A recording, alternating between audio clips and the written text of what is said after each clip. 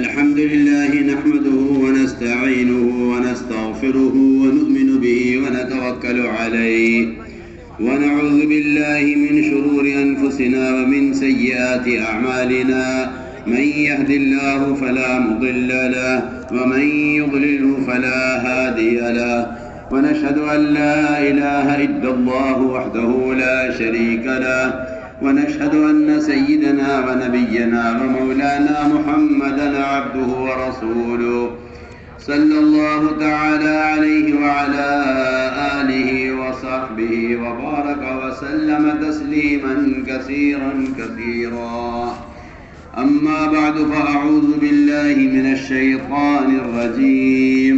بسم الله الرحمن الرحيم. ألف لام ميم أحسب الناس أن يتركوا أن يقولوا آمنا وهم لا يفتنون. وقال الله سبحانه وتعالى قالت الأعراب آمنا قل لم تؤمنوا ولكن قولوا أسلمنا. وقال عليه الصلاة والسلام من قال لا إله إلا الله مخلصا دخل الجنة. قيل وما إخلاصها؟ قال أن تحجزه عن محارم الله.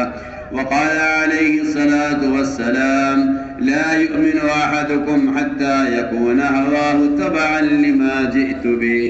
وقال عليه الصلاة والسلام من رأى منكم منكرا فليغير بيده فإن لم يستطع فبلسانه فإن لم يستطع فبقلبه وذاك أضعف الإيمان أو كما قال عليه الصلاة والسلام. میرے عزیز محترم بزرگوں دوستو، یہ بات بالکل اٹل ہے اور یہ انسان کی فطرت ہے کہ اس کے دل میں جس چیز کا تاثر پیدا ہو جائے گا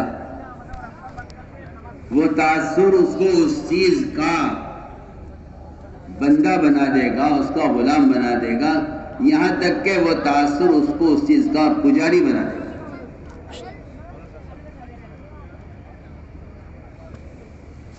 جس چیز کا بھی دل میں تاثر پیدا ہو جائے گا وہ تاثر بندے کو اس چیز کا غلام بنا دے گا، اس کا پجاری بنا دے گا. اس لیے انبیاء علیہ السلام نے آ کر جو سب سے پہلا کام کیا ہے وہ اللہ کے غیر کا دلوں سے تاثر نکالا ہے. احکام نہیں آئے بلکہ اتنی بڑی بڑی مخلوقات سامنے تھیں. اللہ تعالیٰ کی بناوٹ کو اور اس کی صنائی کو اور اس کی تخلیق کو بیان کیا ہے تاکہ سب سے پہلے ان کے دلوں سے ان شکلوں کا تاثر نکلے. جن چیزوں کا تاثر انہیں اللہ کے غیر کی اطاعت بھی کرواتا ہے، اللہ کے غیر کی پوجا بھی کرواتا ہے، اللہ کے غیر کے تابع کر دیتا ہے. تو سب سے پہلا کام یہ انبیاء علیہ السلام کا رہا. انہوں نے آ کر سب سے پہلے اللہ کے ما سوا کی نفی کی ہے.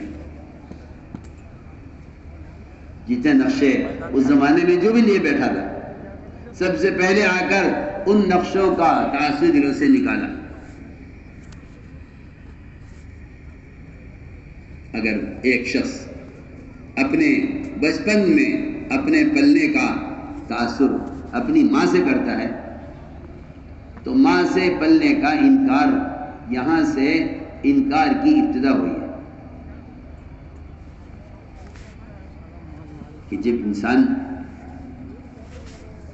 مجبور ہو اپنی ضروریات کو پورا کرنے میں، جب انسان مجبور ہو اپنی ضروریات کے پورا کرنے میں، جب اس وقت یہ امر ہے کہ تم ماں کا انکار کرو، تو جب یہ با اختیار ہو جائے اپنے بدن کے استعمال میں تو اب کہاں گنجائش ہے کہ کسی کی ذات کے بارے میں یہ کہا جائے کہ ان سے ہوتا ہے. توجیہ ہے کیا؟ توجیہ ہے کیا؟ رخ کا صحیح ہونا ہے کیا؟ رخ کا صحیح ہونا سب سے پہلے یہ ہے کہ اللہ کے غیر کا تأثر دل سے نکلے۔ میں تو صاف بحث کرتا ہوں، دنیا میں جتنی بے دینی ہے، یا عقیدے کی خرابی ہے، یا فرائض کا ضائع کرنا ہے،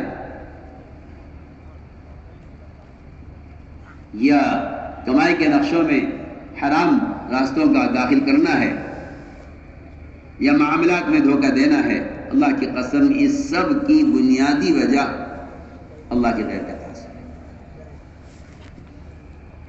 ساری، میں کہتا ہوں ساری نیکیوں کا مدار توحید پر ہے، اور سارے منکرات، ساری برائیوں، سارے فساد کا جو مدار ہے وہ شرک پر ہے۔ ساری نیکیوں کا مدار توحید پر ہے۔ ان فرمایا کہ ساری نیکیوں کا مدار توحید پر ہے۔ ساری نیکیاں بڑی سے لے کے چھوٹی تک، عقیدے سے لے کر ایک آدمی کے استنجے کی لائن کی سنت کا بھی مدار اسی توحید پر ہے۔ اس لیے پہلا کام علیہ السلام کا یہی رہا ہے۔ پہلا کام کا آخر کام بھی یہی رہا، کیونکہ علماء نے لکھا ہے کہ اللہ کی توحید کو بیان کرنا بذات مقصود ہے۔ احکام کا علم بھی بذات مقصود نہیں ہے، وہ عمل کے لیے مقصود ہے۔ آدمی عمل کے علم سے فارغ ہو جائے گا، لیکن توحید سے فراغت نہیں ہے۔ مومن کو توحید سے فراغت نہیں ہے۔ احکام کا علم بذات مقصود نہیں ہے، وہ عمل کے لیے مقصود ہے۔ اللہ کی توحید کو بولنا یہ بذات مقصود ہے، تاکہ یہ اپنے دل کو روزانہ کھرچ کر اس میں سے اللہ کے غیر کا تاثر نکالے، اور اس کے غیر کے تاثر کے نکلنے کا صرف خدا کی قسم ایک ہی راستہ ہے، صرف کہ اس کی وحدانیت کو بیان کیا جائے۔ اور اس کی وحدانیت کو بیان کرنے میں یہ بات نہیں ہے کہ آپ اتنا کہہ دیں کہ وہ تنہا ہے، نہیں۔ وہ جس طرح اپنی ذات میں تنہا ہے، وہ اپنی صفات میں بھی تنہا ہے، اپنی صفات میں بھی تنہا ہے، وہ اپنے ارادے میں بھی تنہا ہے۔ محمد صلی اللہ علیہ وسلم سید الانبیاء ہیں، سید الانبیاء ہیں۔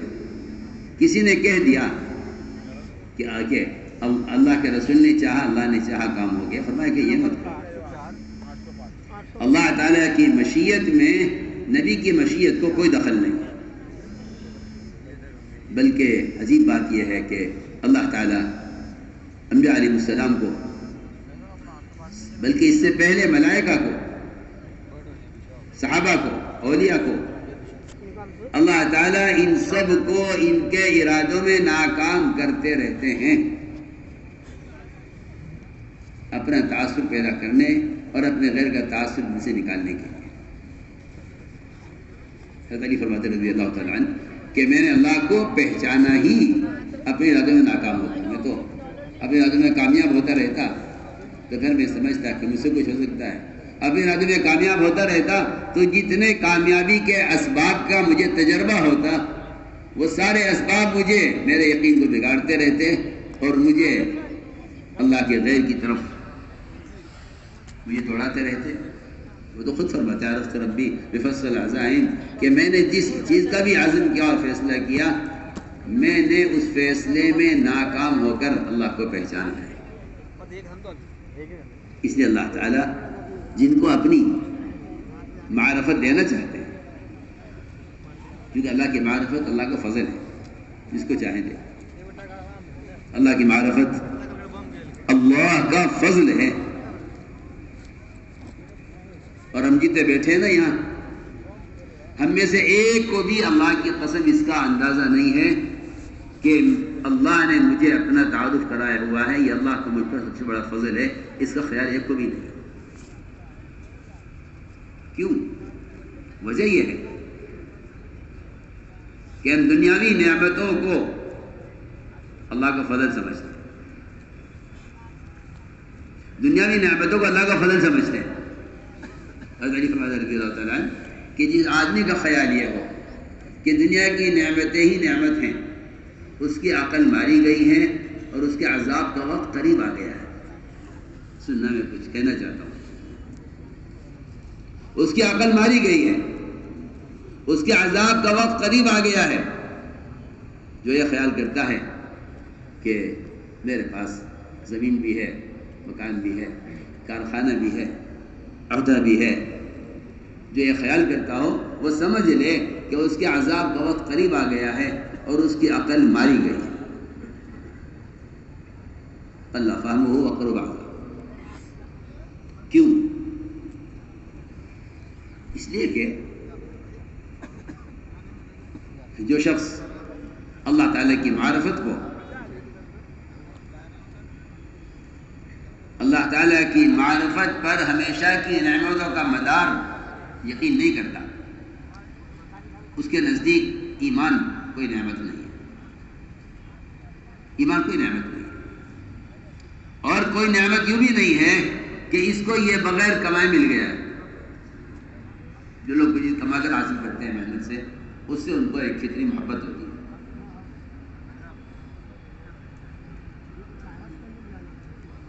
میں نے عرض کیا کہ سب سے بڑا اللہ کا فضل دنیا میں اگر کوئی ہے تو وہ صرف ایمان ہے، اور سب سے بڑی مصیبت اگر کوئی ہے دنیا میں تو وہ شرک ہے، اس لیے کہ شرک پر ہمیشہ کی نقمتوں کا، جہنم کے عذاب کا مدار ہے،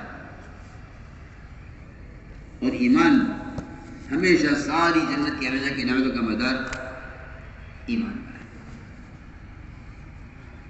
اس لیے ہمیں اس نعمت کا اندازہ نہیں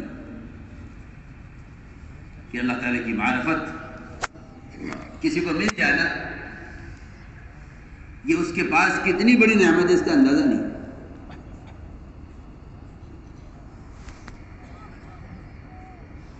جب ہم کسی بیمار آدمی کو دیکھتے ہیں، ہم کسی بیمار آدمی کو دیکھتے ہیں، بیمار کو دیکھ کر ہم ایک دعا پڑھتے ہیں، الحمدللہ الذی عافانی ابتلاک بہ، اے اللہ تیرا شکر ہے کہ تو نے مجھے اس بیماری سے، اس معذوری سے، اس فقر و فاقے سے، اس پریشان حال آدمی کی میں جس کو تو نے اس کو مبتلا کیا ہوا ہے، اے اللہ تیرا کرم ہے، تیرا فضل ہے کہ تو نے مجھے اس سے عافیت دی ہوئی ہے۔ اندھے کو دیکھ کر، لنگڑے کو دیکھ کر، کسی بیمار آدمی کو دیکھ کر، کسی تنگ دست آدمی کو دیکھ کر، کسی فقیر کو دیکھ کر آدمی دعا پڑھتا ہے۔ حالانکہ یہ بات غور کرنی چاہیے، کسی مسلمان کو، کسی مشرک کو دیکھ کر یا کسی یہودی نصرانی کو دیکھ کر یہ دعا کسی کو یاد نہیں آتی۔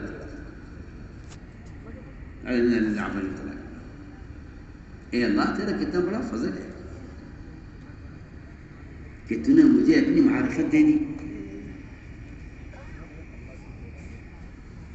تو میں نے ایک بات چھیڑی ہے، بنیادی بات، کہ اللہ کے غیر کا جو تأثر ہے وہ سارے فساد کا، سارے بگاڑ کا، ساری خیانتوں کا اور سارے گناہوں کا اصل سبب یہ ہے۔ اس لیے میں نے عرض کیا تھا کہ سب سے پہلے جہاں تک ایک انسان کی ضروریات ہیں، جہاں تک ایک بچے کی سوچ ہے، اس میں بظاہر یہی معلوم ہوتا ہے کہ ماں پالنے والی ہے۔ واقعی نہیں، اگر ماں مخلوق ہے میری طرح تو ماں پالنے والی نہیں۔ تو ماں سے سوال ہوا کہ کون پالنے والا ہے مجھے، کہ تو ہے؟ اس نے کہا میں ہوں۔ کہ نہیں تو نہیں ہے۔ اچھا یہ پالنے والا کون ہے؟ کہ مجھے پالنے والا تیرا باپ ہے۔ باپ کو پالنے والا کون ہے؟ کہ باپ کو پالنے والا نمرود ہے۔ ان کا تو سلسلہ یہاں آ کر ختم ہو گیا، لیکن ہم سمجھتے تھے کہ جسمانی اعضاء کے اعتبار سے بچہ، ماں، باپ، نمرود، جب یہ جسمانی اعضاء کے اعتبار سے سب برابر ہیں تو پھر ان میں سے کوئی معبود کیسے ہو سکتا ہے؟ یہاں سے سوال کھڑا ہوا، یہاں سوال کھڑا ہوا کہ ان میں سے کوئی معبود کیسے ہو سکتا ہے جب پلنے کے اعتبار سے یہ ساری شکلیں برابر ہیں، جب اعضاء کے اعتبار سے سب شکلیں برابر ہیں، تو پھر یہ معبود یہ پالنہار کیسے ہو سکتے ہیں؟ پھر نظر گئی ستارے پر، پھر نظر گئی چاند پر، پھر نظر گئی سورج پر. یہاں کے ابراہیم علیہ السلام نے یہ اعلان کر دیا کہ میں نے اپنے رخ کو بنے ہوئے سے بنانے والے کی طرف پھیر لیا ہے.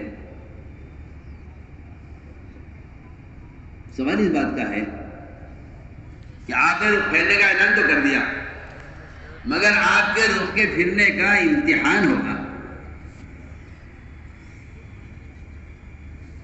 آپ کا رخ صحیح ہو گیا یا نہیں؟ آپ نے اعلان تو کر دیا، آپ کے رخ کے صحیح ہونے کا امتحان ہوگا. ہم امتحان لیں گے آپ کا. وہ تو توجیہ کا اعلان تو جب ہوا تھا جب ماں سے لے کر سورج تک سب شکلوں کا انکار ہو گیا. ہم اس کے امتحان لیں گے، اور امتحان ہم اچھے حالات میں نہیں لیں گے، یہ امتحان ہم بہت برے حالات میں لیں گے. یہ امتحان ہم بہت برے حالات میں لیں گے. اسی لیے میں نے قرآن کی آیت پڑھی تھی شروع میں، احاسب الناس ان یترکوا ان یقولوا آمنا وهم لا یفتنون، کہ آمنا کہہ دیں گے، کیا ان کے امتحان نہیں لیں گے؟ امتحان لیں گے برے حالات. جب ان کو غیر اللہ کی سخت ضرورت ہوگی، جب ان کو غیر اللہ کی سخت ضرورت ہوگی، اس وقت ہم دیکھیں گے کہ ان کے دل میں ہماری ذات کا تاثر کتنا ہے. جب ان کو سخت ضرورت ہوگی سہارے کی، ہم اس کو دیکھیں گے کہ اس وقت یہ ہمیں کتنا یاد رکھتے ہیں. چلو جی، ابراہیم علیہ السلام توحید کی آواز لے کر اٹھے، اور یہ ہمیشہ کا اللہ تعالیٰ کا دستور ہے. ہماری بات یاد رکھنا، یہ اللہ تعالیٰ کا دستور ہے، اور یہ قدیم معمول ہے کہ جس زمانے میں بھی اللہ کے بندے اللہ کی توحید کو بیان کریں گے، باطل عبادت کے، تلاوت کے، ذکر کے، اعمال خیر کے، زکوٰۃ کے، حج کے، روزے کے کسی کے مقابل نہیں آئے گا. اگر باطل مقابل آئے گا تو اللہ کی توحید کے بولنے کے مقابل آئے گا. اس لیے کہ قرآن نے یہ صاف اعلان کر دیا ہے کہ سوائے اللہ کی توحید کے بیان کرنے کے اقوام باطلہ کے دلوں کے دبنے اور کھینچنے کا اور کوئی اس کے علاوہ ذریعہ نہیں ہے. آپ پڑھیے قرآن، ہم صبح سے لے کے شام تک جتنا شکلوں کو بولتے ہیں نا، شکلوں کو بولتے ہیں ان کے بنانے والے خداؤں کے ساتھ، ان کے بنانے والے خداؤں کے نام کے ساتھ. قرآن یہ کہتا ہے کہ اس سے تمام اقوام باطلہ ان باتوں سے بہت خوش ہوتی ہیں. میں تو قرآن کی آیت کا ترجمہ کرتا ہوں. تمام اقوام باطلہ خوش ہوتے ہیں جب مسلمان ان کی صنعتوں کا ذکر کریں، ان کے مال کا ذکر کریں، ان کے عہدوں کا ذکر کریں، جی ان کی بنائی ہوئی چیزوں کا ذکر کریں، ان کے کارخانوں کے ذکر کریں. جی ہم تو ساتھ ساتھ قرآن کی آیت کا ترجمہ کریں. اذا ذکر الذین من دونہ،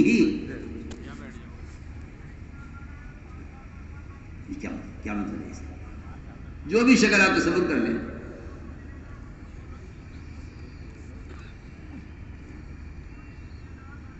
جو بھی شکل آپ تصور کر لیں، ایٹمیات میں کر لیں، مادیات میں کر لیں، مالیات میں کر لیں، جس چیز کو بھی آپ تصور کر لیں، جب مسلمان غیروں کی صنعتوں کے تذکرے کریں گے تو اقوام باطلہ اس سے خوش ہوں گے، اور جب اللہ کی توحید کو بیان کریں گے تو اس سے باطل کے قلوب دبیں گے اور بھیجیں گے. قرآن کہہ رہا ہے اذا ذکر اللہ وحدہ اشمئزت قلوب الذین لا یؤمنون بالآخرہ واذا ذکر الذین من دونہ اذا ھم یستبشرون. میں نے عرض کیا کہ ایک واحد چیز ہے اللہ کی توحید کا بیان. تو میں نے عرض کیا کہ اس توحید کا اقرار ہی نہیں ہوگا، صرف اس کا امتحان ہوگا. وہ ظاہر بات ہے کہ انبیاء علیہ السلام اس امتحان میں بہت سخت امتحان ہوتا ہے. آپ جانتے ہیں دنیا کا دستور ہے، دنیا کا دستور ہے یہ کہ چھوٹی کلاسوں کا امتحان آسان ہوتا ہے، اونچی کلاسوں کا امتحان مشکل ہوتا ہے. آگے بڑھ جائیں آپ، امتحان اور سخت ہو جائے گا. جتنا سخت امتحان کتنی بڑی ڈگری، جتنا سخت امتحان کتنی بڑی ڈگری، تو دوسری بات ہے. تو انبیاء علیہ السلام کا یہ سخت امتحان ہوتا ہے کہ ہمیں یہ دیکھنا ہے، ہمیں وہ حالات تک کر کے دیکھیں گے کہ یہ کدھر مائل ہوتے ہیں. ابراہیم علیہ السلام جب توپ اور آگ کے درمیان میں تھے، جب آگ میں ڈالا گیا، ہم دیکھیں گے کہ آپ کا رخ کتنا صحیح ہوا ہے. ایسا وقت جس میں انسان کو سخت حاجت، سخت ضرورت ہے مدد کی، ہم اسے دیکھیں گے. اس وقت ہم دیکھیں گے کہ آپ ہمیں کتنا یاد رکھتے ہیں.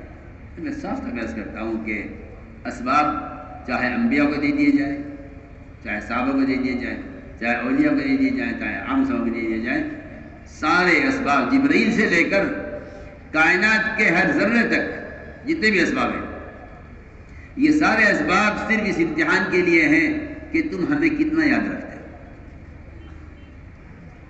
ہمیں تم کتنا یاد رکھتے. میں کہتا ہوں کہ اگر کائنات کا حساب سے نہ بھرا جاتا تو پھر اللہ کو یاد رکھنا فرشتوں کا کوئی کمال نہیں ہے. اس طرح فرشتوں کا ایمان لانا کوئی کمال نہیں ہے. حدیث ہے، میں تو حدیث سے عرض کرتا ہوں، فرشتوں کا ایمان لانا کوئی کمال نہیں ہے، کیونکہ فرشتے ان تمام تقاضوں سے فارغ ہیں جن تقاضوں کے ساتھ ایمان لانا کمال ہے. اس لیے حدیث سے صراحتاً صاف روایت ہے کہ آپ صلی اللہ علیہ وسلم نے پوچھا تھا صحابہ کرام سے، ایمان لانا کس کا کمال ہے؟ صحابہ نے کہا جی ملائکہ کا کمال ہے. فرمایا ملائکہ کا ایمان لانا، نہ ایمان لانا ان کا کمال ہے، نہ ان کا ایمان لانا افضل ایمان ہے. ایمان ہونا تو افضل ہے صحابہ کا، اس میں کوئی شک نہیں ہے. صحابہ کا ایمان افضل ایمان ہونا تو یقینی بات ہے، لیکن صحابہ کا ایمان لانا یا ملائکہ کا ایمان لانا، یہ ایمان لانا وہ ان کا کوئی کمال نہیں. کیوں؟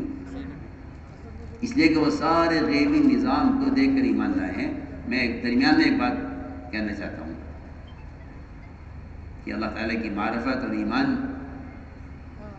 اس کو اس زمانے کا مسلمان کوئی خاص اہمیت نہیں دیتا، اور ایک خیال ہے کہ ہم ایمان والے ہیں، خیال ہے. حالانکہ اللہ تعالیٰ نے صحابہ کے بعد والوں سے لے کے اب تک ان کے بارے میں فرمایا ہے، آپ صلی اللہ علیہ وسلم کے بارے میں فرمایا ہے کہ ایمان لانا ان کا کمال ہے جو صحابہ کے بعد دنیا میں آئے. حقیقت تو یہ تھی کہ یہ ایمان اصل میرے اور آپ کے حصے میں آیا تھا، جس کو ہم نے، جس کی کوئی اہمیت نہیں محسوس کی، اس کو ضائع کر دیا. تو میں عرض کر رہا تھا کہ کائنات کو اللہ تعالیٰ نے اسباب سے بھرا اس لیے ہے تاکہ ہم دیکھیں تم میں سے کہ تمہارا ایمان کیسا ہے اور تم ہمیں کتنا یاد رکھتے ہیں. اس لیے اسباب مومن کے امتحان کے لیے ہیں. اللہ تعالیٰ اس میں دیکھنا چاہتے ہیں کہ بندہ مجھے کتنا یاد رکھتا ہے، احکام کا اعتبار سے بھی کتنا یاد رکھتا ہے، اور اپنی حاجت اور ضرورت کے اعتبار سے مجھے کتنا یاد کرتا ہے. تو میں اس کی مثال عرض کر رہا تھا کہ جب ابراہیم علیہ السلام آگ اور توپ کے درمیان میں تھے اور اس وقت ضرورت تھی کسی سہارے کی، جبرائیل اس وقت اس لمحے میں، اس درمیان میں، ساتھ میں ملک البحار بھی تھے، ملک الجبال بھی تھے، پہاڑوں کا فرشتہ بھی، سمندروں کا فرشتہ بھی. بتائیے کیا حکم ہے؟ میں لے گا فلاں میں آپ کی حاجت نہیں ہے، ہمیں آپ کی حاجت نہیں ہے. جس کے امر پر یہ سب کچھ ہو رہا ہے ہمیں اس کے، اسی لیے میں عرض کرتا ہوں کہ جبرائیل کا آنا مدد کے لیے نہیں ہے، جبرائیل کا آنا اس امتحان کے لیے ہے کہ دیکھیں ابراہیم کیا کہتے ہیں. اور مجھے کہیں ملا نہیں کہ انبیاء نے اللہ سے جبرائیل کو یا کسی فرشتے کو مدد کے لیے طلب کیا ہو، یہ کہیں ملا نہیں ہے، کیونکہ توحید ان کو اس بات پر آمادہ کرتی تھی کہ اللہ سے مانگنے کے وقت کسی کو شریک مت کرنا، اللہ سے مانگنے کے وقت کسی کو شریک نہ کرنا۔ یہاں تو میں آپ کو کیا بتاؤں، ہماری جو ہے شراکت کی کیا عادت بنی ہوئی ہے، میں بتاتا ہوں، سنیے آپ۔ اے اللہ اس وزیر کے دل میں ڈال دے میرا کام کر دے، اے اللہ اس تاجر کے دل میں ڈال دے میرا کام کر دے، اس عہدیدار کے دل میں ڈال دے میرا کام کر دے، وزیر اعظم کے دل میں ڈال دے کہ میرا کام کر دے، یہ دوا ہے اے اللہ تو اپنے فضل سے اس دوا کے دل میں مجھے شفا دے دے، یہ ہتھیار ہے اس کے ذریعے میری حفاظت کر دے، یہ میرا زمیندار ہے اس کے ذریعے مجھے اللہ دے دے۔ میں تو سمجھتا ہوں کہ اس نے اللہ تعالیٰ کی توحید کو سمجھا نہیں ہے، اس لیے یہ اس کی قدرت سے فائدہ اٹھانے کے لیے اب دعاؤں کے اندر اسباب کو داخل کر کے حاجت مانگتا ہے، دعاؤں میں اسباب کو داخل کر کے حاجت مانگتا ہے۔ آپ سوچیے تو میں کیا کہہ رہا ہوں،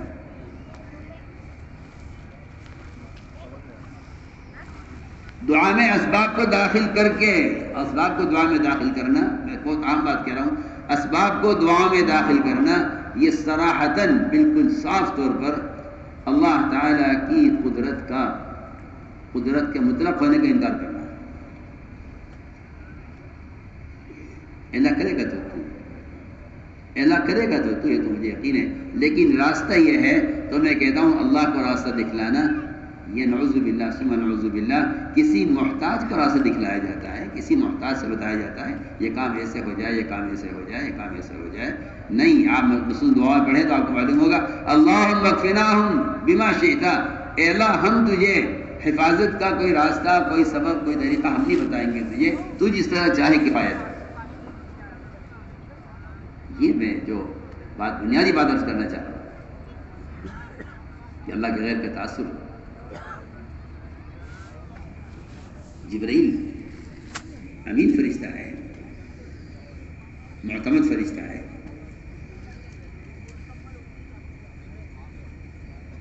اور معلوم ہے کہ اللہ ہی کی طرف سے آتے ہیں اور انبیاء ہی کی طرف آتے ہیں، یہ بھی معلوم ہے،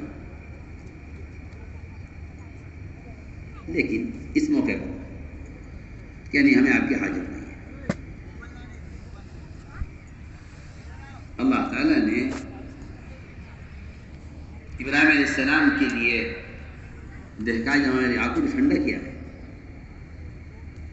اس کو ٹھنڈا کرنے کا بنیادی تعلق مومن کے گمان سے ہے، ظن سے۔ تمہارا ہمارے بارے میں کیا گمان ہے؟ ہم تمہیں جلا دیں گے، ہم تمہارا کاروبار اکھاڑ دیں گے، ہم تمہاری زمین بنجر کر دیں گے، ہم تمہارے امام کو شفا نہیں دیں گے، تمہارا کیا خیال ہے؟ آپ سننا توجہ سے بات، ظن، میں کہتا ہوں ظن ہی توحید ہے، ظن ہی توحید ہے۔ جب آدمی کا جب اللہ کے توحید اور اس کی وحدانیت کا تعصب سے نکل جاتا ہے تو بندہ اللہ سے بدگمان ہو جاتا ہے، بندہ اللہ سے بدگمان ہو جاتا ہے۔ جب گمان بگڑ جاتا ہے، جب توحید جب توحید کا تعصب ہو، توحید کی حقیقت ان سے نکل جاتی ہے، بندہ اللہ سے بدگمان۔ میں اس کی آپ کو مثالیں پیش کروں، ظن کتنی بڑی چیز ہے، اور ظن ہی توحید ہے۔ اللہ کے ساتھ گمان درست ہونا ہی توحید ہے، کہ میں اس کے ماسوا سے امید نہیں رکھتا، بس یہ گمان کا درست ہونا ہے۔ اس کے ماسوا سے گمان کرنا یہ سوء ظن ہے، یہ بدگمانی ہے۔ میں عرض کرتا ہوں اللہ تعالیٰ نے ابراہیم صاحب کے لیے آپ کو ٹھنڈا کیا ان کے گمان پر، کیا میں آپ کی حاجت نہیں ہے اور اللہ تعالیٰ ہمیں ضائع نہیں کریں گے؟ تو جو گمان ابراہیم علیہ السلام کا ہے آپ کے بارے میں، یہ تو ابراہیم علیہ السلام ہے، نبی ہیں، ہم نے جس طرح ان کا امتحان لیا ہے، ہم اسی طرح ان کا اتباع کرنے والے صحابہ کا بھی امتحان لیں گے. سوچیے آپ، ایک آدمی، دوسرا آدمی، تیسرا آدمی آ کر کہہ رہے، دیکھ کر اپنی آنکھوں سے کہ ابو درداء محلے میں آگ لگ گئی ہے، آپ کا گھر جل رہا ہے. وہ کہہ رہے کہ نہیں، میرا گمان اللہ کے ساتھ یہ ہے کہ اللہ میرا مکان نہیں جلائیں گے، اس لیے کہ میرا اللہ کے ساتھ گمان نہیں، کیونکہ جو دعا مجھے بتائی گئی ہے وہ اللہ کی طرف سے بتائی گئی ہے. اس دعا کا تقاضا یہ ہے کہ میں اس دعا کے اعتبار سے گمان کروں اللہ کے ساتھ. تیسرا آدمی آیا، چوتھا آدمی آیا کہ ہاں ابو درداء آگ تو بے شک لگ گئی تھی لیکن آپ کا مکان نہیں جلا. یہ میں ایک مثال عرض کر رہا ہوں، بلکہ بعض روایت میں یہاں تک ملتا ہے کہ دجال کے زمانے میں جو مسلمان اس وقت ہوگا، جب دجال نکلے گا اس وقت کے مسلمان کو، جب یہ دجال اس کو اپنی آگ میں ڈالے گا اور یہ اس وقت اللہ کے ساتھ گمان ٹھیک کر لے، تو اللہ تعالیٰ دجال کی آگ سے ایک عام مسلمان کو اس طرح بچائیں گے جس طرح ابراہیم علیہ السلام کو نمرود کی آگ سے اللہ نے بچایا ہے. یہ روایت کے اندر یہ نہیں کہ تو وہ ان کو ایمان تھا ہمارا ایمان ایسا کہاں. یہ آپ تو ایک عجیب و غریب عجیب فتنہ امت پیدا ہو گیا ہے اس زمانے میں. جی جب فرائض کو کہو، جب دین کے بارے میں کہو، جب سنت کے اہتمام کے بارے میں کہو، تو یہ کہتے ہیں جی ہمارا ایمان کا ایمان کیسا ایک سکا ہو سکتا ہے، وہ تو ان کا ایمان تھا ہمارا ایمان.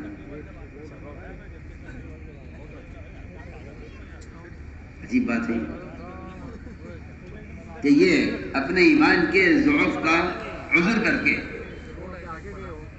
اپنی بے دینی پر راضی ہو جاتے ہیں اور دین کے کمال سے مایوس ہو جاتے ہیں، یہ کہہ کر کے جی ہمارا ایمان ان کا جیسا ایمان تھا ہمارا جتنا ہے ٹھیک.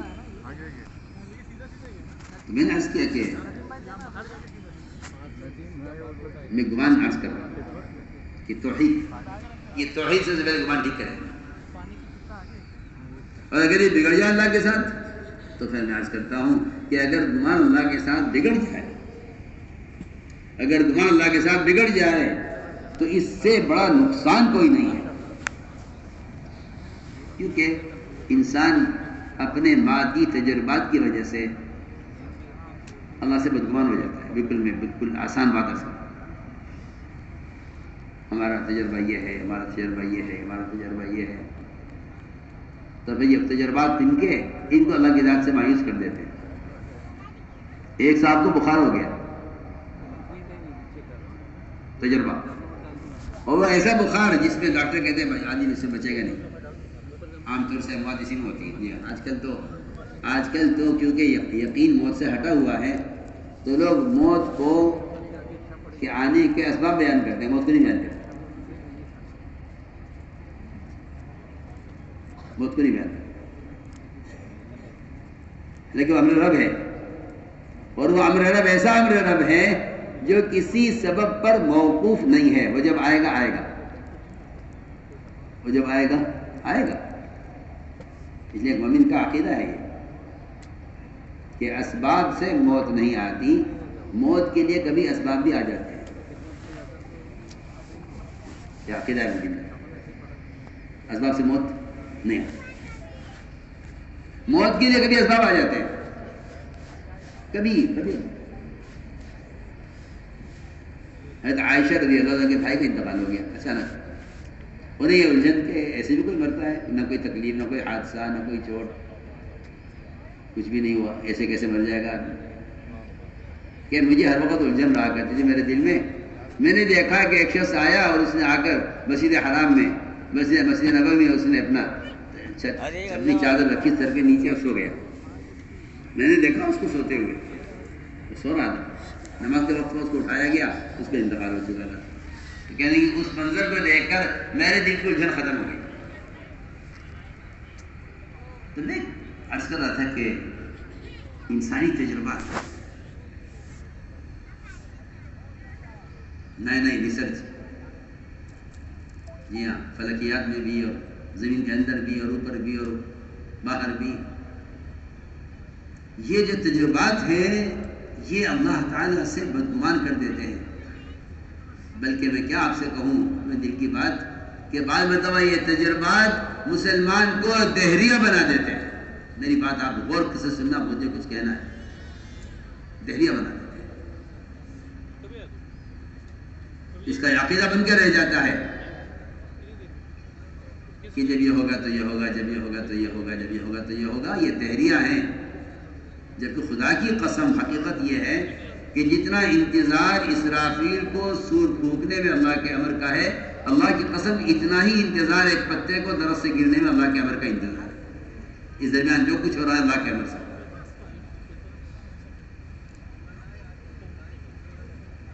میں آپ سے صاف طور عرض کرتا ہوں، دنیا میں جتنا فساد ہے اس کی بنیادی وجہ یہ ہے کہ ایک دوسرے کو فعال اور ایک دوسرے کو خدا سمجھ بیٹھے ہیں. اس لیے خدا کو کہتا ہے تو نہیں کیا کہتا ہے، تو نہیں کیا کہتا ہے، تو نہیں کیا کہتا ہے.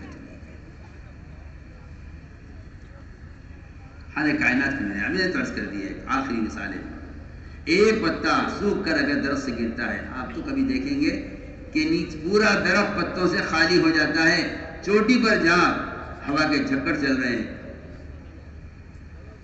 عجیب بات ہے. جبکہ وہاں خشکی زیادہ ہے، تری نیچے ہے، ہوا اوپر زیادہ ہے، نیچے کم ہے. نیچے سے لے کے میں نے درخت خود دیکھا اپنی آنکھ سے، اور میں اس کو درخت کو دیکھ کے میں سمجھ گیا. میں نے کہا یہ اللہ کے امر کے انتظار میں یہ پتھر لٹکا ہوا ہے چوٹی پر، آخری شاخ ہے بالکل، اس سے اوپر کوئی شاخ نہیں ہے، اس پر یہ پتھر لٹکا ہوا ہے. میں نے کہا خدا کی قسم یہ اللہ کے امر کا منتظر ہے گرنے میں. یہ اندھے سائنسداں ہیں، ان سے پوچھو یہ پتہ کیوں نہیں گیا، سوکھا نہیں ہے. گدھے کہیں گے یہ نیچے کے سارے پتے سوکھ کے گر گئے جہاں تری ہے، اوپر کا پتہ سوکھا نہیں ہے. یہ بتا ہاں بالکل سب بات. میں تو کہتا ہوں اگر سائنس پڑھنے پڑھانے والے اس ظاہری نظام کا توحید کا قابل انکار نہ کریں تو یہ دہریہ بن جائیں گے، دہریہ بنا دیں گے. سب بات ہے. توحید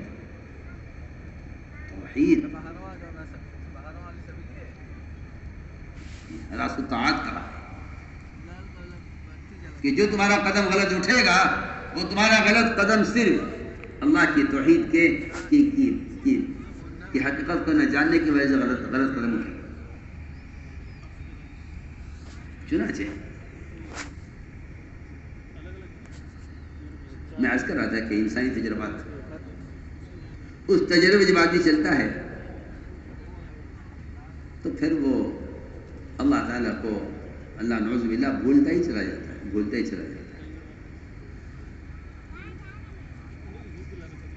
تو میں نے عرض کیا کہ تجربات اللہ سے بدگمان کر دیتے ہیں. ایک صاحب کو بخار ہوا، آپ سے آسم تشریف لے گئے ان کے حیادت کے لیے. آپ ہمارے لا باسط ہو، کوئی گھبرانے کی بات نہیں ہے، تم ٹھیک ہو جاؤ گے، کوئی گھبرانے کی بات نہیں ہے. اور یہ بخار تو تمہیں جو ہے گناہوں سے پاک کرنے کے لیے آیا ہے. اس شخص نے یہ کہا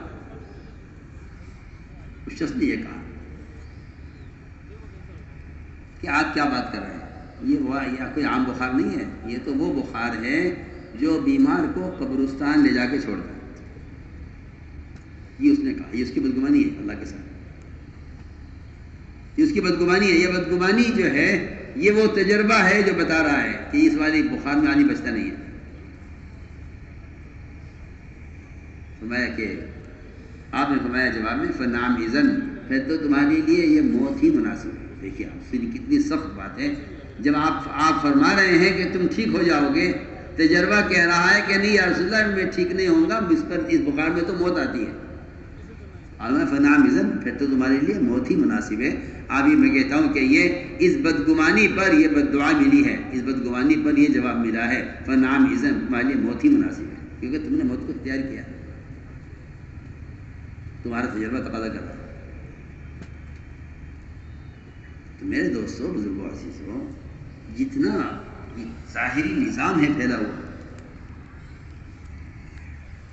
اس کا اوپر سے لے کے نیچے سارا نظام ہر وقت اللہ رب العزت کے قبضے میں ہے، اس کی قدرت میں ہے، اور قدرت اس کی ذات میں ہے.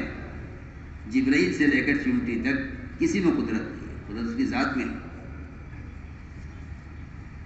تو ساری بے دینی کا اصل بیج اور ساری غلط قدم اٹھانے کا اصل سبب وہ اللہ کے غیر کا تعصب ہے.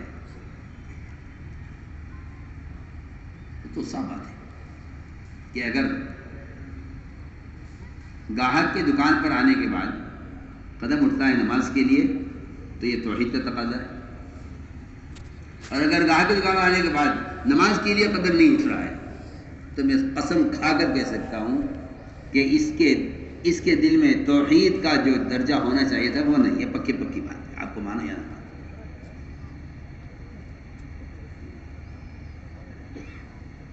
سیدھی بات ہے. توحید کا جو تصور ہے مسلمانوں میں، وہ اللہ کو اکیلا ماننا، یہ توحید کا تصور بن گیا ہے لوگوں کے ذہنوں میں کہ وہ اکیلا ہے. نہیں، ایسی بات نہیں ہے. وہ توحید کا تقاضا یہ ہے کہ پھر آپ یہ بتائیے کہ آپ نے اس کے حکم پر، اس کی عبادت کے موقع پر آپ نے اس کو مقدم کیا یا مؤخر کیا؟ توحید کا تقاضا یہ ہے. توحید کا تقاضا اطاعت کا ہے. توحید کا تقاضا یہ ہے کہ پھر میں اس کے غیر کے سامنے جھکوں گا نہیں. میں صاف طور پر عرض کرتا ہوں، اللہ کے کسی فرض کو ضائع کر کے کسی شکل کو مقدم کر دینا، یہ اللہ کے غیر کی طرف جھکنا ہے. آپ سوچئے نا میں کیا کہہ رہا ہوں. آپ کہتے ہیں میں نماز بعد میں پڑھ لوں گا، آپ کہہ رہے ہیں میں نماز بعد میں پڑھوں گا. میں کہتا ہوں کسی بت کے سامنے سر جھکانا اللہ کے آگے جھکنا نہیں ہے صرف، بلکہ اگر آپ اللہ کے سامنے فریضے میں جھکنے کو مؤخر کر دیتے ہیں تو آپ اس سب کی طرف جھکے ہیں جس سبب کی وجہ سے آپ نے فرض کو مؤخر کیا. سیدھی بات ہے. آپ کہاں ہیں؟ ہم کہاں سو رہے ہیں؟ ہم نے کبھی نہیں توحید کے اس اعتبار سے کبھی نہیں غور کیا. تو جی میں نے رخ بنے ہوئے سے باہر پھیر لیا ہے. کیا پھیر لیا؟ اگر کامل دین نہیں ہے تو آپ کا رخ صحیح نہیں ہے. ٹھیک، سیدھی بات ہے. کسی کے سامنے سر جھکانا عبادت نہیں ہے. کسی کی چاہت کو رب کی چاہت پر مقدم کرنا، یہ اللہ کے غیر کے سامنے سر جھکانا ہے. اور اللہ کی چاہت کو اس کے غیر کی چاہت پر مقدم کرنا، یہ اللہ کے سامنے جھکنا ہے. تو میں نے عرض کیا کہ ایک بنیادی بات ہے کہ توحید کو اس اعتبار سے سوچو. علماء نے لکھا ہے اگر رسالت نہیں ہے تو توحید باطل ہے. سنیے تو صحیح آپ، اگر رسالت نہیں ہے تو توحید باطل ہے. کیا مطلب رسالت؟ رسالت کا مطلب، رسالت کا خلاصہ ہی اتباع سنت ہے. رسالت کا خلاصہ اتباع سنت ہے. صرف یہ کہہ دینا ہاں جی ہم نے مان لیا آپ رسول ہیں. ارے آپ کیوں نہیں غور کرتے؟ ابو طالب پر کیوں نہیں غور کرتے ہیں؟ ابو طالب نے ایسے الفاظ کہے موت سے پہلے کہ آپ کو پوری امید ہو چلی تھی کہ، اور کفار کو پورا خطرہ ہو چلا تھا کہ یہ گیا ہاتھ سے.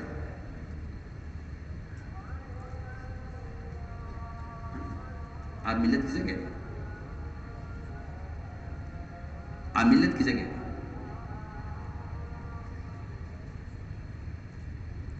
وہ تو اگر کوئی غور کرے تو اتباع سنت یہ ہے رسالت. وہ اللہ کے غیر کا تعصر ہے جو مسلمان کے بدن کے حلیے کو غیر مسلم کے طریقے پر دکھلا رہا ہے. یہ اندر کا تعصر ہے. یہ توحید کی خلاف ہے، رسالت کی خلاف.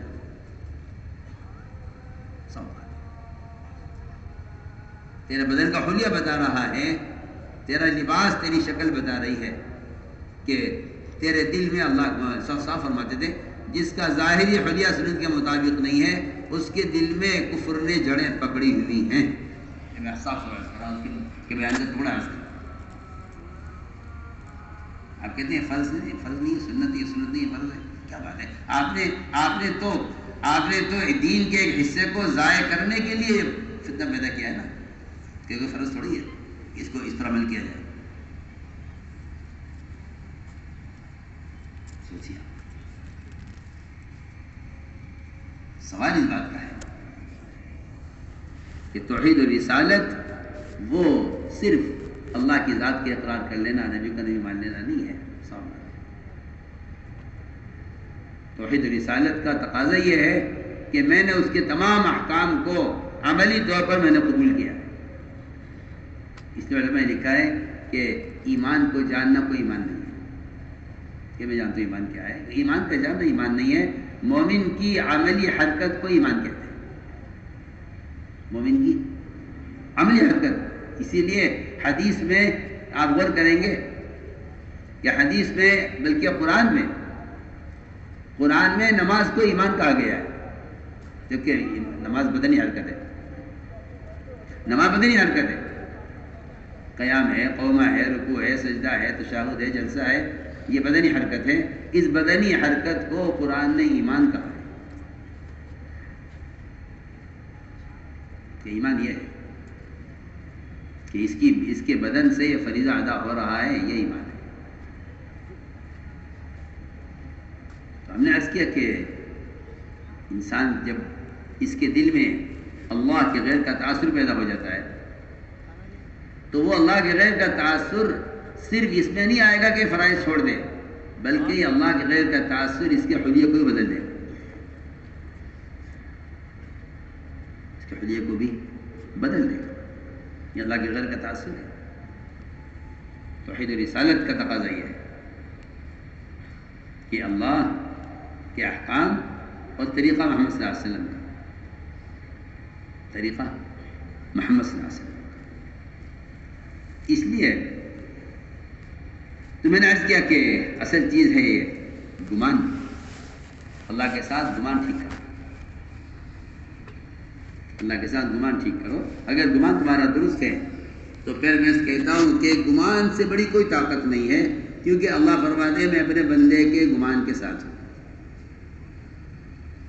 جبرائیل سے لے کر فرشتوں سے لے کر اور تمام جتنی بھی مادی شکلیں دنیا میں ہو سکتی ہیں، بڑی سے بڑی طاقت، مادی طاقت، ان سب سے بڑھ کر سارے اولیاء، سارے صحابہ کی طاقت سے بڑھ کر اگر کوئی طاقت ہے تو وہ اللہ کے ساتھ گمان کا درست کرنا ہے کہ میں بندے گمان کے ساتھ. تو میرے دوستو، میں کہنا چاہتا تھا کہ کیا چیز ہے جس میں ایمان کا امتحان ہے، کہ اس ایمان کا اور اطاعت کا امتحان دنیا کے پھیلے ہوئے نقشوں میں اور اسباب تجارت میں اور اسباب معیشت میں، اس میں مسلمان کا امتحان ہے. اسی پر جنت کا وعدہ ہے. تو ورنہ تو اگر جنت عبادت پر ملنی ہوتی، صرف اگر جنت ملنی ہوتی عبادت پر صرف، تو اس جنت کے حقدار ملائکہ ہوتے. جب جنت کو دیکھ کر آئے فرشتے، کہا ہے اللہ اس میں تو ہم ہی داخل ہو سکتے ہیں اور کوئی نہیں آ سکتا اس میں. اس لیے کہ اس میں داخل ہونے کے لیے جو قربانیاں اور جو عبادات اور جو ناگواریاں چاہیے، وہ یہ بندے تو انسان تو اس کو کر نہیں سکتا. تیری عبادت کے جو درجہ ہے اس میں داخل ہونے کے لیے، وہ عبادت ایسی بات ہم ہی کر سکتے ہیں، لہٰذا ہم اس کے افضل ہیں. سنا ہے کہ نہیں؟ میں نے تمہارے اندر وہ تقاضے نہیں رکھے جن تقاضوں کو دبانے پر جنت کا وعدہ ہے. عدت للمتقین، بالکل یہ اعلان ہے کہ جنت تیار کی گئی ہے ڈرنے والوں کے لیے، تقوی والوں کے لیے. تو میں نے عرض کیا کہ اللہ نے کائنات کو مزین کیا ہے اسی امتحان کے لیے کہ ہمیں دیکھنا چاہتے ہیں کہ تم ہمیں اس میں کتنا یاد کرتے. اس لیے دوستوں، توحید کا تقاضا یہ ہے کہ ہر چیز کو اللہ کی مشیت پر موقوف کر دو. ایک دوسری بات یہ ہے کہ شکلیں اور دنیا کے اسباب یہ عمل کے امتحان کے لیے بنے ہیں. جب اس میں لگو تو اللہ کو یاد رکھو. بس یہ ایک امتحان ہے، ایک امتحان ہے. اگر تم اس میں اللہ کو یاد رکھ لو، جی ہاں، تو پھر ہماری طرف سے کامیابی دنیا میں بھی آخرت میں بھی ہے. اور اگر تم ان شکلوں میں رکھ کر ہمیں بھلا دو، اس امتحان میں دو قسم کے لوگ ہیں. امتحان تو ہوتا ہے دونوں کا، انبیاء کا بھی، عوام کا بھی. لیکن دو قسم کے لوگ ہیں. ایک اس امتحان میں اگر ناکام ہو جاتے ہیں، سنیے صحیح، امتحان میں ناکام ہو جاتے ہیں تو انہیں اتنا غم ہوتا ہے، اپنی ناکامی کا اتنا غم ہوتا ہے. ناکام ہونے کا مطلب یہ ہے کہ وقتی طور پر انہیں اللہ تعالیٰ کا حکم یاد نہ رہے. یہ نہیں اللہ معاف کرے کہ بھئی جیسا موقع ہوگا کر لیں گے. میں کہتا ہوں کہ موقع کا دین تو منافقین کے پاس بھی تھا. آپ کیوں موقع کے دین کو کوئی چیز سمجھ رہے ہیں؟ یہاں اس شکل میں، یہاں اس شکل میں، یہاں ان کپڑوں میں، وہاں ان کپڑوں میں، یہاں اس روپ میں، وہاں اس روپ میں. یہ تو منافقین کا مزاج ہے. بیروپی تو وہی ہوتے ہیں نا، بیروپی تو وہی ہوتے ہیں نا. حالات کے اعتبار سے چلنا یہ تو مومن کا کام ہی نہیں ہے نا. کیونکہ اس کے دل میں جب اللہ کے غیر کا تاثر نہیں ہے تو پھر یہ کسی ماحول سے متاثر نہیں ہو سکتا، کسی سنت کے اتباع میں کسی ماحول سے متاثر نہیں ہو سکتا. یہ اس لیے کہ توحید و رسالت کا تقاضا ہی ہے. میں عرض کر رہا تھا کہ اللہ تعالیٰ نے اسباب امتحان کے لیے بنائے. اسی امتحان کے لیے انبیاء کو بھی دیے ہیں اسباب. انبیاء کو اسباب پڑھاتے ہیں، ہم دیکھیں گے یہ ہمیں کتنا یاد رکھتے ہیں. سلیمان علیہ السلام کو اللہ تعالیٰ نے امتحان لینے کے لیے ایسے نادر و نایاب گھوڑے دیے، انتہائی خوبصورت. ایسے بال ان کے بدن پر تھے، کیا ریشم ہوگا دنیا کا اس کا مقابلہ نہیں کر سکتا. وہ اس کو دیکھنے میں مشغول ہو گئے، اس پر ہاتھ پھیر رہے تھے، دیکھ رہے تھے. میں مثال دے رہا ہوں آپ. جتنے کاروباری بیوپاری لوگ ہوتے ہیں، جب ان کے پاس مال آتا ہے اترتا ہے تو وہ اس کو معائنہ کرتے ہیں، دیکھتے ہیں. اس میں ان کو یاد ہی نہیں رہتا ہے کہ اس وقت اللہ کا امر کیا ہے. فرشتوں کو تو ہر وقت کا عمل معلوم ہے، وہ تو لگے ہوئے ہیں رکوع میں، سجدے میں، قومے میں، قاعدے میں. ان کو اللہ نے وہ چیزیں دی ہی نہیں ہیں کہ جس میں اللہ کو یاد رکھنے کا کوئی کمال ہوتا. یہاں اسباب کو فطری حصہ بنا دیا.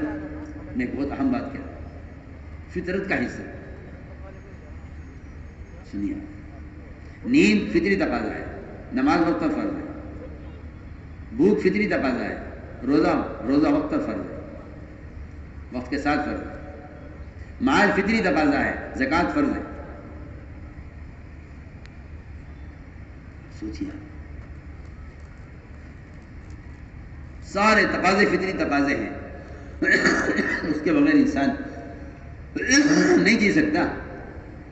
لیکن ان سارے فطری تقاضوں کے خلاف احکام نہیں ہے. اپنی چاہت کو ہماری چاہت پر قربان کر دو، بس ہم اتنا چاہتے ہیں. چنانچہ سلیمان علیہ السلام ان کو دیکھ رہے تھے. ان کے معائنے میں عصر کی نماز قضا ہو گئی. یہ تو ہو گیا. سوال اس بات کا ہے کہ ایک نماز کے قضا ہونے کا آپ کو غم کتنا ہے؟ اگر آپ کو واقعی غم ہے تو پھر ہم خطا کرنے والے جو غم کرتے ہیں، اور خطا کرنے والے جو روتے ہیں. کیونکہ خطا کرنے والے دو قسم کے لوگ ہوتے ہیں، ایک خطا کر کے اڑنے والے، ایک خطا کر کے ڈرنے والے. جو خطا کر کے اڑ جاتے ہیں ان کی کبھی واپسی نہیں ہوتی، کبھی واپسی نہیں ہوتی. جو خطا کر کے اڑ جائے گا اس کی واپسی کی کبھی امید نہیں ہے. جو خطا کر کے ڈر جائے گا اس کا واپس آنا یقینی ہے. یہ آدم کی واپسی ہوگی، ابلیس کی واپسی نہیں ہوگی. کیوں؟ خطا کر کے اڑ گیا، خطا کر کے وہ اڑ گیا. جی ہاں، آدم علیہ السلام خطا کر کے اڑے نہیں، وہ خطا کر کے ڈر گئے. لم نجد له عزما کا مطلب ہی یہی ہے کہ آدم علیہ السلام میں وہ اپنی خطا پر اڑنے والے نہیں تھے، مسلم نہیں تھے اپنے گناہ پر.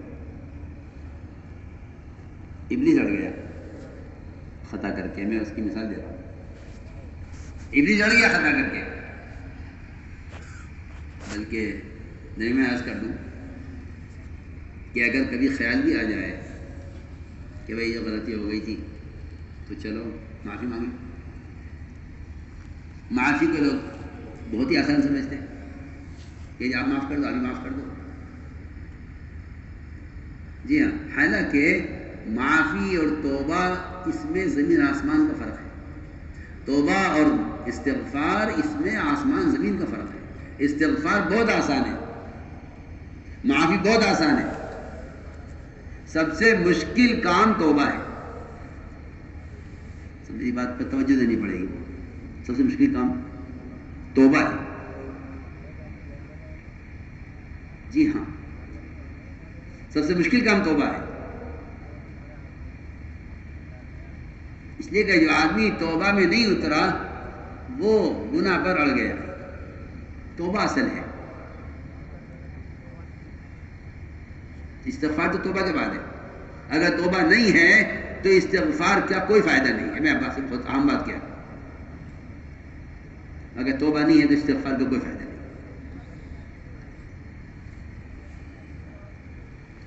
کیا ہے توبہ؟ توبہ کہتے ہیں اپنی غلطی پر کا اعتراف کر کے واپس ہونا. تائب کہتے ہیں رجوع کرنے والے کو واپس آنا. آپ اسی راہ سے واپس آ جائیے جس راہ سے آپ گئے. اسے توبہ کہتے ہیں. اس کو توبہ کہتے ہیں. میں عرض کر رہا تھا کہ ایک مرتبہ جب سے موسیٰ علیہ السلام طور پر جانے لگے تو انہوں نے تو شیطان کو، ابلیس کو پتہ چلا کہ وہاں مکالمہ ہوگا، تجلی ہوگی، اللہ سے ملاقات ہوگی. ابلیس نے کہا موسیٰ علیہ السلام سے کہ آپ میرے لیے درخواست کریں، سفارش کر دیں میرے لیے، اور مجھے اپنے گناہ پر ندامت ہے اور میں معافی چاہتا ہوں. سننا بہت توجہ سے بات. میں معافی چاہتا ہوں، اللہ مجھے معاف کر. موسیٰ علیہ السلام اللہ سے درخواست کی کہ وہ ابلیس تیرا بندہ ہے، اس سے غلطی ہو گئی تھی، اب اس میں اپنی غلطی کا پر احساس ہے، ندامت ہے اور وہ توبہ چاہتا ہے. اللہ نے موسیٰ وہ توبہ نہیں چاہتا. ابلیس موسیٰ علیہ السلام کی خوشامد کر کے ان کو سفارشی بنا رہا ہے اللہ کی جناب میں، اور اللہ فرما رہے ہیں کہ موسیٰ وہ توبہ نہیں چاہتا. اس نے مجھ سے وعدہ کیا ہے وہ توبہ چاہتا ہے. میں ٹھیک ہے، اس سے کہہ دو کہ اگر وہ توبہ چاہتا ہے تو آدم کی قبر کو سجدہ کر لے. اس سے کہا گیا کہ بھائی تم آدم کی قبر کو سجدہ کر لو. انہوں نے کہا نہیں، یہ تو نہیں ہو سکتا کیونکہ یہ تو ہماری عزت کے خلاف ہے. جس کو ہم نے اس کی حیات میں سجدہ نہیں کیا اس کو موت پر سجدہ کیسے کریں. توبہ کان پکڑ کے اللہ میری توبہ نہیں ہوئی، میں توبہ نہیں. میں اس کی مثال عرض کرتا ہوں. مثال بہت آسان مثال. ایک آدمی کسی کا مال چورا لے، تو اللہ سے توبہ کر لے. بتائیے اس توبہ سے یہ مال معاف ہو جائے گا؟ بتائیے آپ کیا خیال ہے؟ نہیں، یہ مال واپس کر دیجیے، توبہ ہو جائے گی. ٹھیک ہے نا؟ مال واپس کر دیجیے آپ، توبہ ہو جائے گی. یہ استغفار ہے، یہ تو نافرمانی کا استغفار ہے. توبہ کا مطلب تو یہ جو حق مارا گیا ہے اس حق کو آپ واپس کر دیجیے. میں بہت اہم بات کہہ رہا ہوں. تو حق واپس کر دیجیے جس کا آپ نے حق مارا ہے. تو توبہ چور کے لیے ڈبل کام ہے، کیونکہ اس نے دو گناہ کیے ہیں. ایک اللہ کی نافرمانی کی ہے کہ چوری کرنا نافرمانی ہے، ایک اس کے ذمہ بندے کا حق اس کے ذمہ آ گیا. اس کو چاہیے کہ یہ مال بھی واپس کرے اور استغفار بھی کرے. جی ہاں، اس کو کہتے ہیں توبہ استغفار. توبہ استغفار. یہ کہتے ہیں آئندہ میں چوری نہیں کروں گا، اللہ معاف کر دیں گے. چوری کا گناہ معاف ہو جائے گا لیکن چوری کا مال معاف نہیں ہوگا. یہ تو آپ کو اسے واپس کرنا ہوگا. تو میں ایک بات کہہ رہا تھا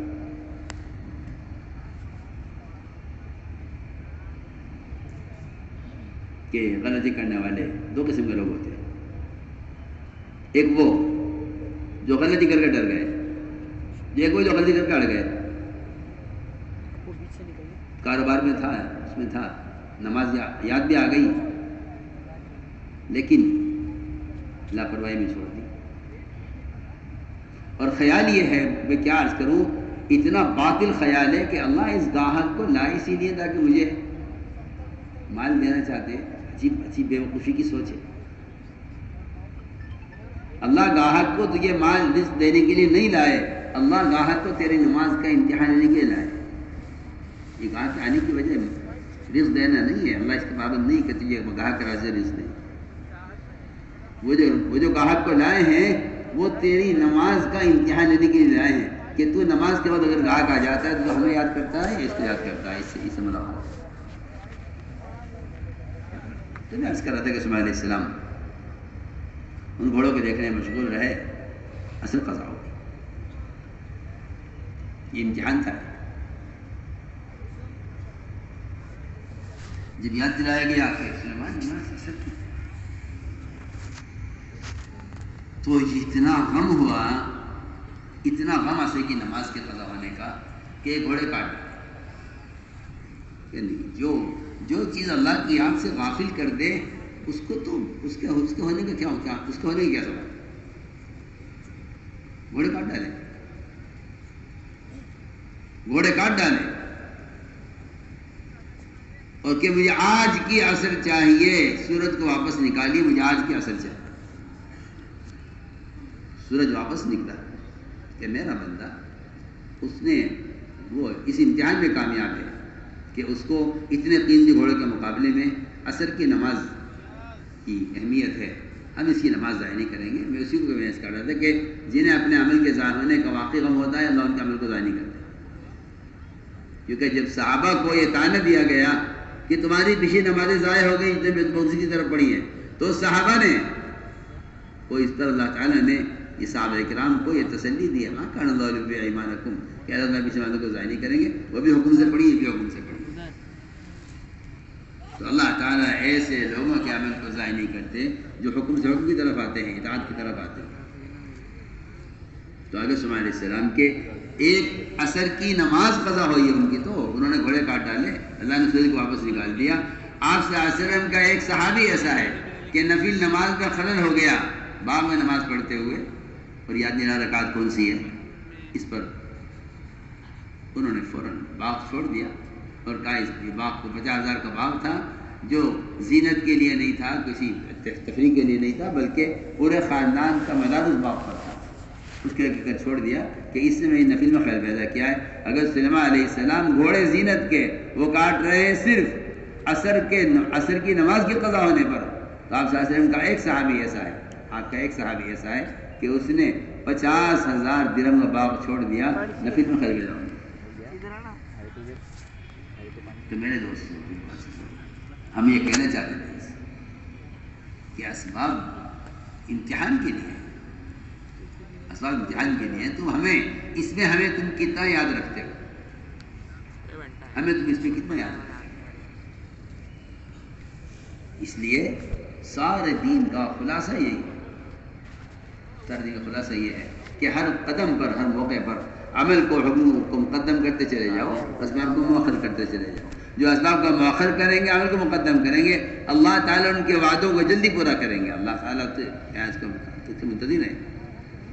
جو صحابہ کرام کے ساتھ غیبی مددوں کے واقعات ہیں، اور صحابہ کرام کے ساتھ جو ظاہر کے خلاف لوگ یہ کہہ کر بات ختم کر دیتے ہیں کہ جی ان کا ایمان تھا، ہمارا ایمان تو ایسا ہے نہیں، میں تو صاف طور عرض کرتا ہوں کہ یہ صحابہ کے ایمان کا کمال نہیں ہے، یہ ان کی اطاعت کا کمال ہے، یہ اطاعت کا کمال ہے۔ اور ظاہر بات ہے کہ ایمان کا کمال ہی اطاعت کا کمال ہے۔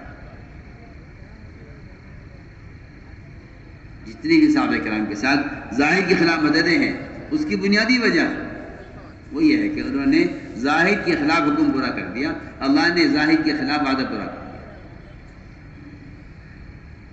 اس لیے میرے دوستوں عزیزوں، سب سے پہلی بات یہ ہے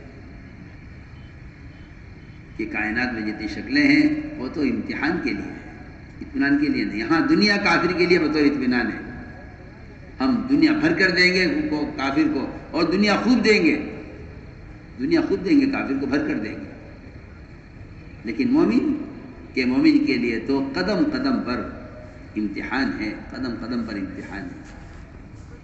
اس لیے فرمایا کہ سب سے پہلے اپنے عبادات کو حکم پر، عبادات کو حکم پر، اگر عبادات کو ضائع کر دیا تو جس نے عبادت کو ضائع کر دیا اس نے اسلام کو ضائع کر دیا، اور جس نے معاملات کو ضائع کر دیا اس نے اپنی مقبول عبادات کو ضائع کر دیا۔ ایسا کڑا پڑا ہوا ہے عقیدے سے اور فرائض سے لے کر سنن اور واجبات اور معاملات اور معاشرے تک کہ آپ کسی چیز کے بارے میں نہیں کہہ سکتے کہ یہ الگ ہے، یہ الگ ہے، یا ہمیں یا غیر ہمیں نہیں کہہ سکتے، کہ جس نے معاملات میں حکم توڑ دیا اس نے عبادات، مقبول عبادات کو ضائع کر دیا، دوسرے کا حوالے کر دیا۔ قیامت میں صاف ہے کہ جو معاملات میں حقوق مار کر آئیں گے وہ مقبول عبادتیں ایسے لے کر چلے جائیں گے گویا انہی کے لیے ہوئی تھی، یہ انہی کا حق تھا۔ اس لیے میرے دوستوں، بات اصل یہ ہے کہ زندگی میں پورا دین آئے، پورا دین آئے گا توحید کے راستے سے۔ میں تو بار بار کہہ رہا ہوں کہ جتنی بے دینی ہے اللہ کے غیر کے تعصب کی وجہ سے، یہ پورا دین آئے زندگی میں۔ اس لیے اللہ تعالیٰ کی ذات عالی سے براہ راست فائدے اٹھانے کے لیے جو احکام دیے گئے ہیں، ایاک نعبد و ایاک نستعین، یہ توحید کے ساتھ یہ دوسرا جملہ اطاعت استعانت کا ہے۔ ایاک نعبد و ایاک نستعین، جس طرح تیرے غیر کی عبادت نہیں ہے اس طرح تیرے غیر سے استعانت بھی نہیں ہے۔ اس لیے فرمایا کہ استعینوا بالصبر والصلاۃ، استعینوا بالصبر والصلاۃ، اور اس استعانت میں مدد طلب کرنے میں صبر کو مقدم کیا ہے نماز پر۔ کیا وجہ ہے اس کی؟ کیا وجہ ہے اس کی؟ صبر کو نماز پر کیوں مقدم کیا؟ کہ صبر کو نماز پر اس لیے مقدم کیا ہے کہ اگر بندہ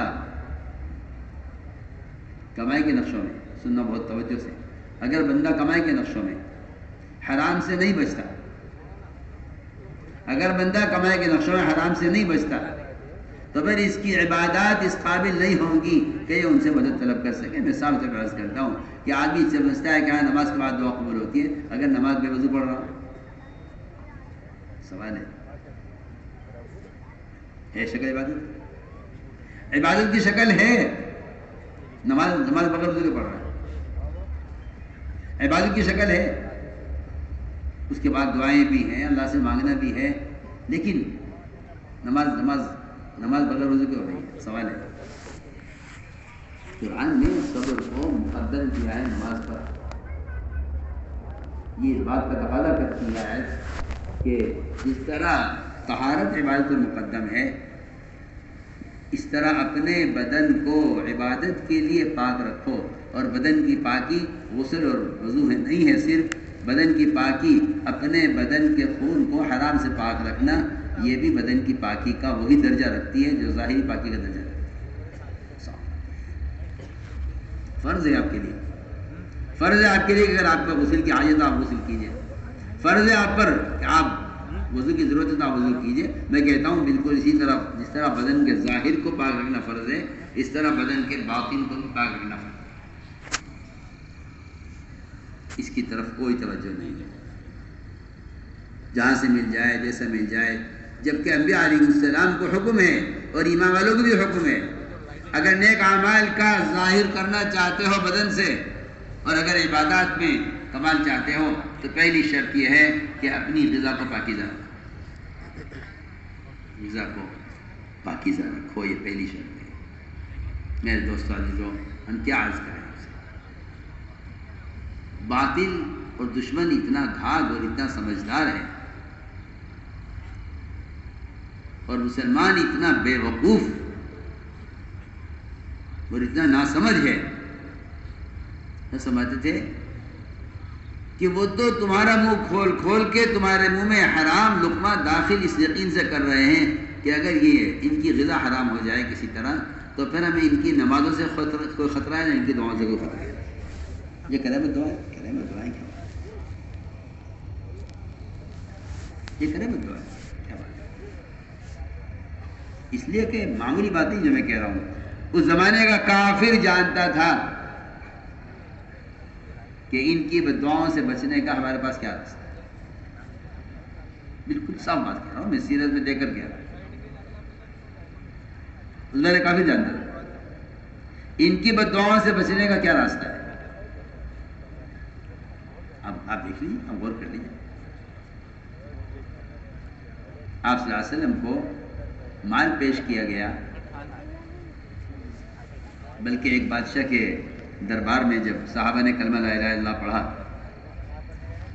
اور ان کے کلمہ پڑھنے پر اس کے بالا خانے ہلنے لگے، تو خبر اس نے کیا کہا؟ اس نے کہا چاہے مجھے آدھا ملک خرچ کرنا پڑے تو تم پر، مگر میں اس بات کو واضح کر کے رہوں گا کہ یہ واقعی تمہارے پاس کلمے کی طاقت ہے یا تم جادوگر ہو. سنیا اس نے کیا جملہ کہا ہے، وہ جملہ سوچنے کا ہے. میں آدھا ملک خرچ کر دوں گا، اپنا آدھا ملک خرچ کر دوں گا، میں اس بادشاہت کی آدھی بادشاہت میں اس پر خرچ کر دوں گا تاکہ مجھے معلوم ہو جائے کہ تم جادوگر ہو یا تم کلمے والے ہو. اگر تم نے مال قبول کر لیا تو تم جادوگر ہو، پھر مجھے تمہارے کلمہ پڑھنے سے مجھے کوئی خطرہ نہیں ہے. پھر میں معلوم ہو جائے کہ تم میں بالکل صحابہ کرام کا جو پورا واقعہ ہے عرض کر رہا ہوں. صاحب کا بادشاہ کہ میں آدھا ملک خرچ کر دوں گا، کیونکہ جب ہم تمہیں یہ حرام کھلائیں گے تو صاف ہو جائے گی بات کہ یہ جو بالا خانے ہل رہے تھے تمہارے کلمہ پڑھنے سے، یہ تمہارے کلمے کے اثر سے ہل رہے تھے، یہ تم جادوگر ہو. اس لیے کہ ظاہر کے خلاف ہونا صرف یقین ایمان کا تقاضا نہیں ہے. ظاہر کے خلاف ہونا تو جادوگر کے سامنے ظاہر کے خلاف ہوتا ہے. بلکہ علماء نے یہی بات لکھی ہے، علماء نے لکھا ہے جو آدمی سنت کے تابع ہے، متبع سنت ہے، لیکن اس سے کوئی کرامت ظاہر کبھی نہیں ہوئی پوری زندگی، فرمایا کہ وہ آدمی ولی کامل ہے. اور جس آدمی کرامتیں ظاہر ہو رہی ہیں لیکن متبع سنت نہیں ہے، فرمایا کہ وہ آدمی جادوگر ہے. عجیب بات ہے. یعنی کرامت کا ظاہر ہونا کوئی ولی ہونے کی علامت نہیں ہے. متبع سنت ہونا ولایت کی علامت ہے. متبع سنت نہ ولی ہونے کی علامت ہے. اتباع سنت ولایت کی علامت ہے، چاہے کوئی کرامت ظاہر نہ ہو. اور کرامتیں ظاہر ہو رہی ہیں تو یہ دیکھا جائے گا اگر متبع سنت ہے تو ولی ہے، ورنہ جادوگر ہے. کیونکہ جادوگر کی بھی کرامت ہوتی ہے جس طرح اولیاء کرامتیں ہوتی ہیں. تو میں عرض کر رہا تھا کہ غذا یہ ہے بہت بنیادی بات، اس کو آپ توجہ دیں اس کی طرف. غذا یہ سب سے بنیادی چیز ہے جو آپ کے عقیدے کو، آپ کے معاشرے کو، آپ کے اعضاء کو، سب کہیں کو برباد کر کے آپ کے پورے بدن کو اندر گناہوں کا تقاضا پیدا کرے گا. گناہوں کا تقاضا پیدا کرے گا، وہ آپ کے خون کو اندر گندا کر دے گا. ہم سب آیا کرتے تھے کہ جب غذا گندی آتی ہے جسم کے اندر، حرام غذا آتی ہے، تو یہ حرام غذا یہ آدمی کے اعضاء کو گناہ کرنے کے لیے، اس کے اعضاء بغاوت پر آ جاتے ہیں. یہ نہ چاہتے ہوئے بھی، یہ نہیں چاہتا کہ یہ گناہ ہوتا، مگر اس کے اعضاء بغاوت کر جاتے ہیں. اس کے ہاتھ، اس کے پاؤں، اس کی آنکھ، اس کی شرمگاہ زنا کی طرف خود کھینچے گی، کیونکہ اندر کا خون تقاضا کرتا ہے. ہم بہت اہم بات کہتے ہیں، اس معاملے میں بہت کوتاہی ہے، بہت کوتاہی ہے. اور میری بات آپ یاد رکھنا، آپ جتنے چاہے معاشرے کی اصلاح کر لیں، کوشش کر لیں، میں 100 بار اللہ کے قسم دیتا ہوں، اگر غذا ستھری نہیں ہے تو معاشرہ کبھی ستھرا نہیں ہو سکتا، کبھی نہیں ہو سکتا. آپ سمجھتے ہیں مال سے کیا ہوتا ہے، کھانے سے کیا، ایک لقمہ کھانے سے کیا ہوتا ہے؟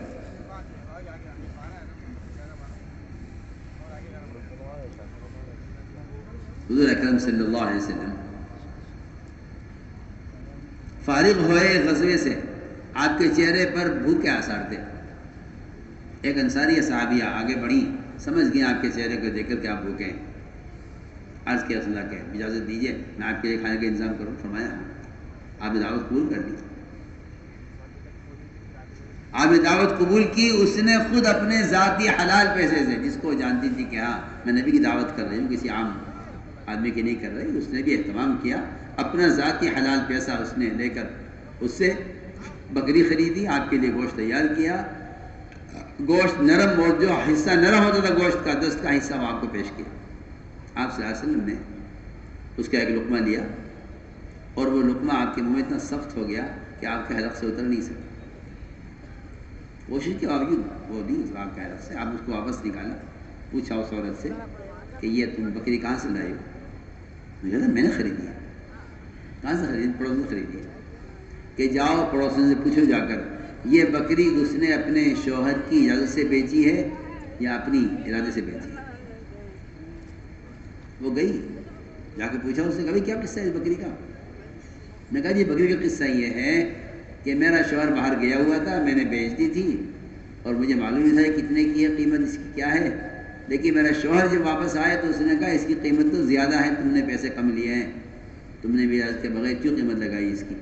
لیکن اس بکری کا گوشت کا ٹکڑا آپ کے حلق سے اترا نہیں.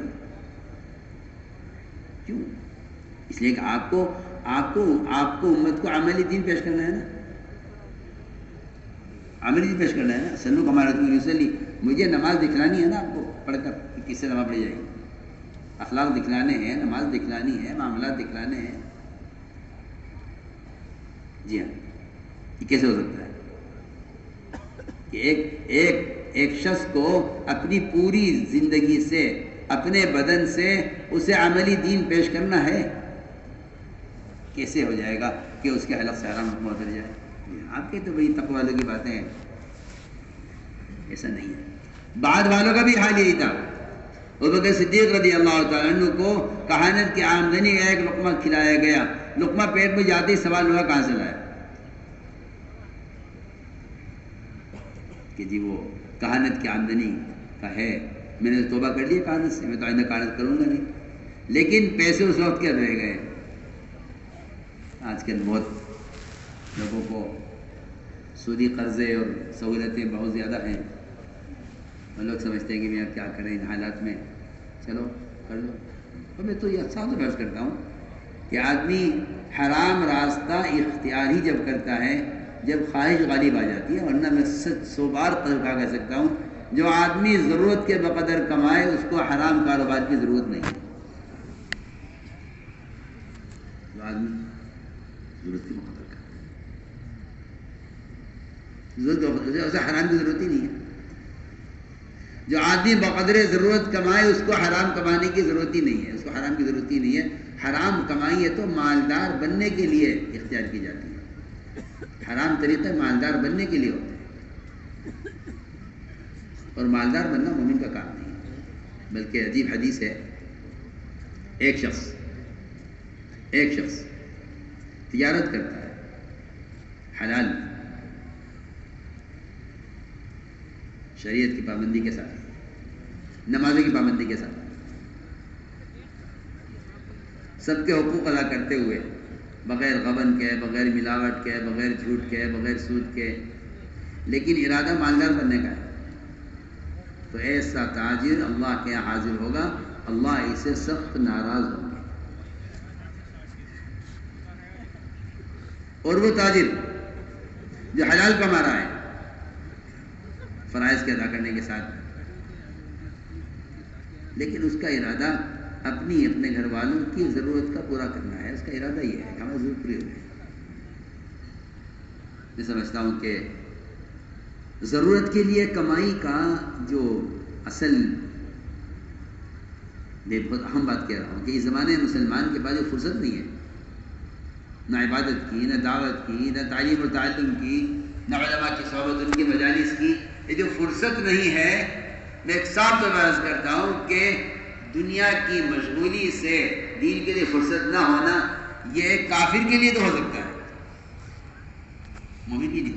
دیکھیے مومن کی نہیں، کیونکہ یہ اس کی جنت ہے، یہی اس کی دنیا ہے. جتنا یہاں کما لے اتنا کم ہے، جتنا کما لے اتنا کم ہے. میں سب بس کرتا ہوں کہ ایک مومن وہ مالدار تو ہو سکتا ہے، دنیا دار نہیں ہو سکتا۔ مالدار ہونا الگ چیز ہے، مالدار ہونے کا ارادہ کرنا کہ مالدار ہو جاؤں۔ اور میں کیا بتاؤں آپ کو، شیطان کا ایک ایسا دھوکہ اور ایسا مشورہ ہے کہ جی زیادہ کماؤ تم تاکہ تم خیر کے کام میں خرچ کرو۔ عجیب بات ہے کہ آدمی خیر کے کاموں میں خرچ کرنے کی غرض سے ایک آدمی کو سارے اعمال سے اور علم سے اور دعوت سے اور عبادت سے غافل کر کے اس کو اس دھوکے سے تجارت میں لگاتا ہے کہ میں تو چونکہ بہت خیر کے کام میں خرچ کرتا ہوں نا، اس لیے میرا کمانا خیر ہے۔ عجیب بات ہے۔ ابو درداء رضی اللہ تعالیٰ فرماتے ہیں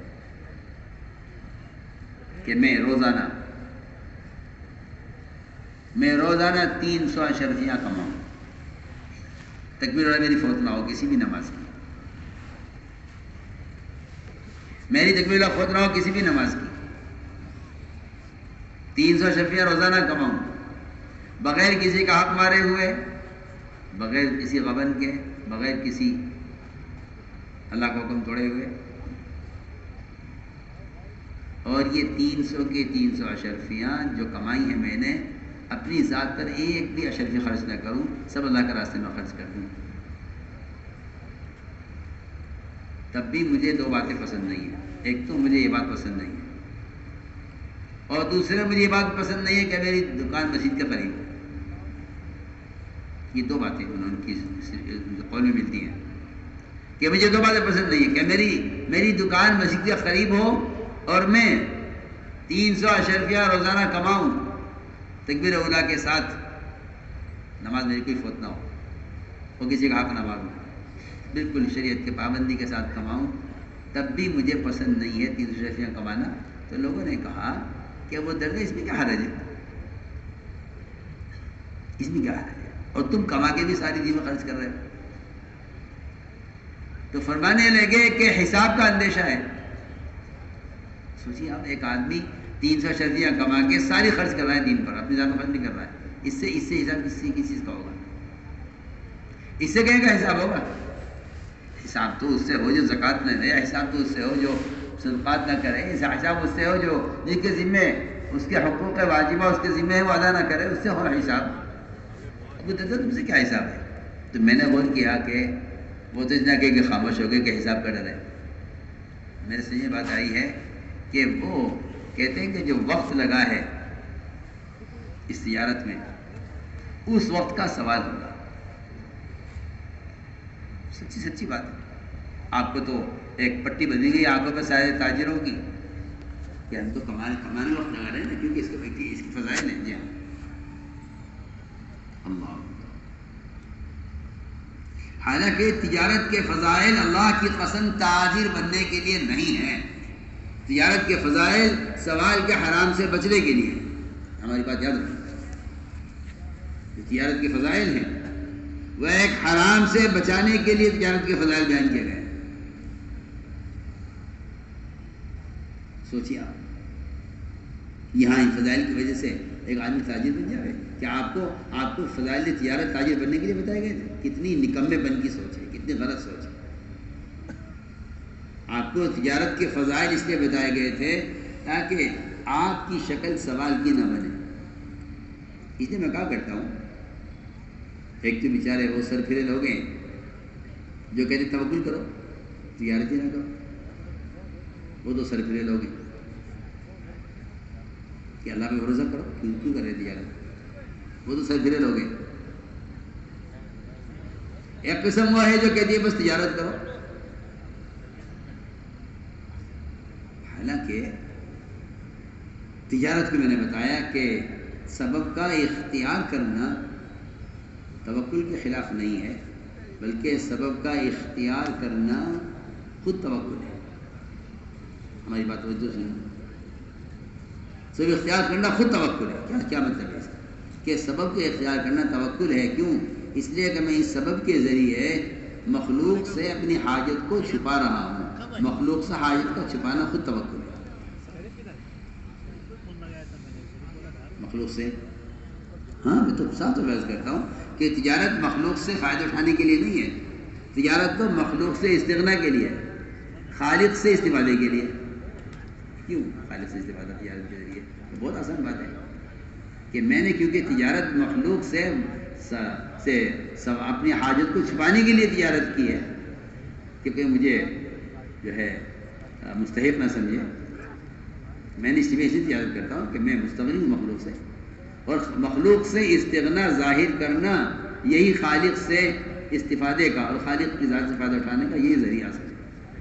حدیث ہے میں استغنی یغنیہ اللہ، کہ جو مخلوق سے کوئی بھی شکل استغنا کی اختیار کرے گا، میں کہتا ہوں بہترین سبب مخلوق سے استغنا ظاہر کرنے کا جو بہترین راستہ ہے وہ اسباب کے اختیار کرنا۔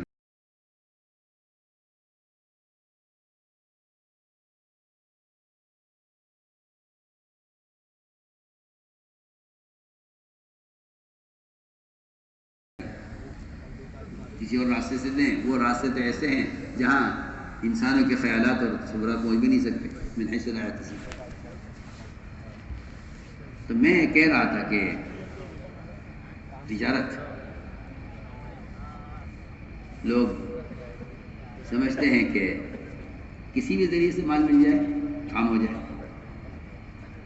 کام تو ہو جائے گا، لیکن یہ جو مال ہے یہ آپ یاد رکھیے کہ یہ مال اپنا وہ اثر دکھلائے گا،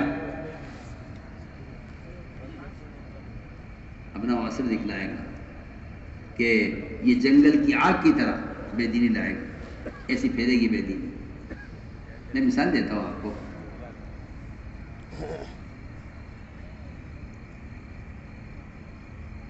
بنی اسرائیل میں، موسیٰ علیہ السلام کی قوم نے فرعونیوں سے، قبطیوں سے کچھ مال ادھار لے لیا۔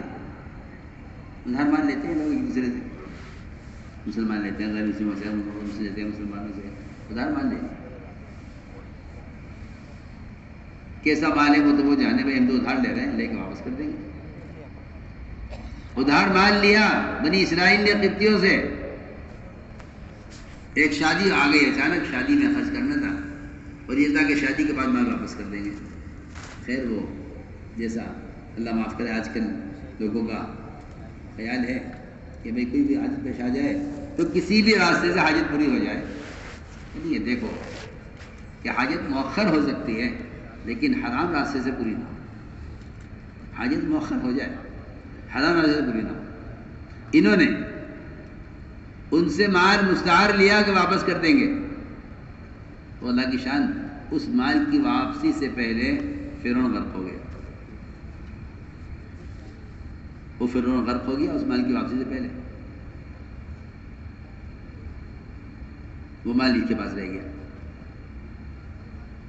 سامری نے اس مال کو جمع کیا، اس کا بچڑا بنایا، اس بچڑے کے اندر جبرائیل علیہ السلام کے پیر کی خاک اس میں ڈالی، اس سے اس کے اندر آواز آنے لگی۔ آپ اندازہ کیجئے وہ مال جو شادی کے لیے لیا تھا ادھار قرض کے طور پر، اکثریت بنی اسرائیل کی اس بچڑے کی پوجا پر جمع ہو گئی۔ اس مال نے اثر دکھلایا۔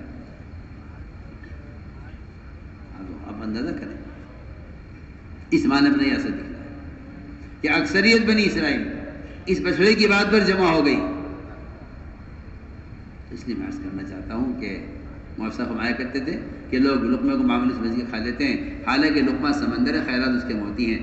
جیسی غذا ہوگی ویسے خیرات ہوں گے، جیسا صاف پانی ہوگا ویسے صاف موتی بنیں گے۔ آپ جانتے ہیں آپ کہ موتی سمندر کی تہہ میں بنتے ہیں، صاف پانی میں، کہیں گندے نالوں کے موتی بنتے ہوں گے۔ تو میں صاف عرض کر رہا ہوں کہ یہ ایک بہت بنیادی چیز ہے کہ اگر غذا صاف نہیں ہے، اگر غذا صاف نہیں ہے تو لقمہ معمولی نہیں ہے، لقمہ سمندر ہے، خیرات اس کے موتی ہیں۔ نیک اعمال چاہنے کے لیے بنیادی شرط یہ ہے کہ اپنی غذا کو پاکیزہ، اپنی غذا پاکیزہ، جتنی غذا پاکیزہ ہوگی اعمال پاکیزہ ہوں گے۔ کل من الطیبات وعملوا صالحا، کل من الطیبات وعملوا صالحا، دونوں کو حکم ہے، تمام ایمان والوں کو بھی حکم ہے، تمام انبیاء کو بھی اس کا حکم ہے۔ اس لیے فرمایا کہ اپنی غذا کو حلال رکھو، تاکہ اس طہارت سے عبادت میں کمال پیدا ہو. کیونکہ میں صاف کہہ چکا ہوں پہلے بھی کہ صرف غسل اور وضو سے بدن پاک نہیں ہو جاتا، بلکہ بدن کی پاکی کا ایک امر یہ بھی ہے، بدن کی پاکی کا امر یہ بھی ہے کہ آپ کپڑے کو دونوں طرف سے پاک کر لیں. ادھر بھی غسل ہے، ادھر بھی نجاست ہے، ادھر بھی نجاست ہے. ایک طرف سے آپ نے پاک کر لیا، ایک طرف کی نجاست صاف نہیں کی ہے. آپ کو چاہیے کہ اس کپڑے کا ادھر کا حصہ بھی پاک کر لیجیے، ادھر کا حصہ بھی پاک کر لیجیے. میں آسان مثال دے رہا ہوں. کھال کے اوپر کا حصہ بھی پاک ہو جائے، کھال کے اندر کا خون بھی پاک رہنا چاہیے. میرے دوستوں، جب یہ عبادات اور معاملات اس پر آ جاتے ہیں تو پھر میں آپ صاف سے بات کرتا ہوں کہ پھر معاشرہ تو ایک زمین سے اگنے والی فصل کی طرح ہے. صاحب میں بہت کام کی بات کروں. اگر یہاں نیچے جڑیں جمی ہیں تو آپ کو فصل ہری بھری نظر آئے گی، اور اگر یہاں جڑیں جمی بھی نہیں ہیں تو آپ کو یہ ظاہری طور پر آپ کو یہ فصل کھڑی نظر نہیں آئے گی، اس لیے کہ نیچے جڑیں نہیں جمی ہیں. وہ تو درخت کا حلیہ بتا دیتا ہے کہ اس کی جڑیں نہ جمی ہوئی. ہرے پتے جہاں آنے شروع ہو جاتے ہیں وہاں آدمی کاشتکار مطمئن ہو جاتا ہے کہ ہاں زمین نے بیج کو قبول کر لیا ہے. میں ایک بہت اچھی مثال آپ کو دے رہا ہوں، بہت اچھی مثال. ایمان تو جسم سے بدن سے ظاہر ہو کر رہے گا، خدا کی قسم. جس طرح نفاق ظاہر ہو کر رہے گا وہ چھپ نہیں سکتا. لیکن اس زمانے کے مسلمانوں کو یہ دھوکہ دیا گیا ہے اور یہ غلط فہمی کا میں ڈالا گیا ہے کہ ایمان دل کی چیز ہے، کسی کے ظاہر کو مت دیکھو. یہ بہت ہی بڑا میں کہتا ہوں کہ بہت ہی بڑا فتنہ ہے. یہ بہت بڑا فتنہ ہے اس زمانے کا، اور یہ ایسا گڑھا ہے اور یہ ایسا اندھا کنواں ہے کہ جو اس میں گر گیا، میں کہتا ہوں کہ وہ اپنے معاشرے کے اعتبار سے، اپنے حلیے کے اعتبار سے یہودی نصرانی بن کر رہے گا. اس کے نزدیک لباس کوئی چیز نہیں ہے. جبکہ آپ کو میں بہت ضروری بات عرض کر رہا ہوں اس سے متعلق کہ اسلام کا تعارف نہ مساجد سے، نہ مکاتب سے،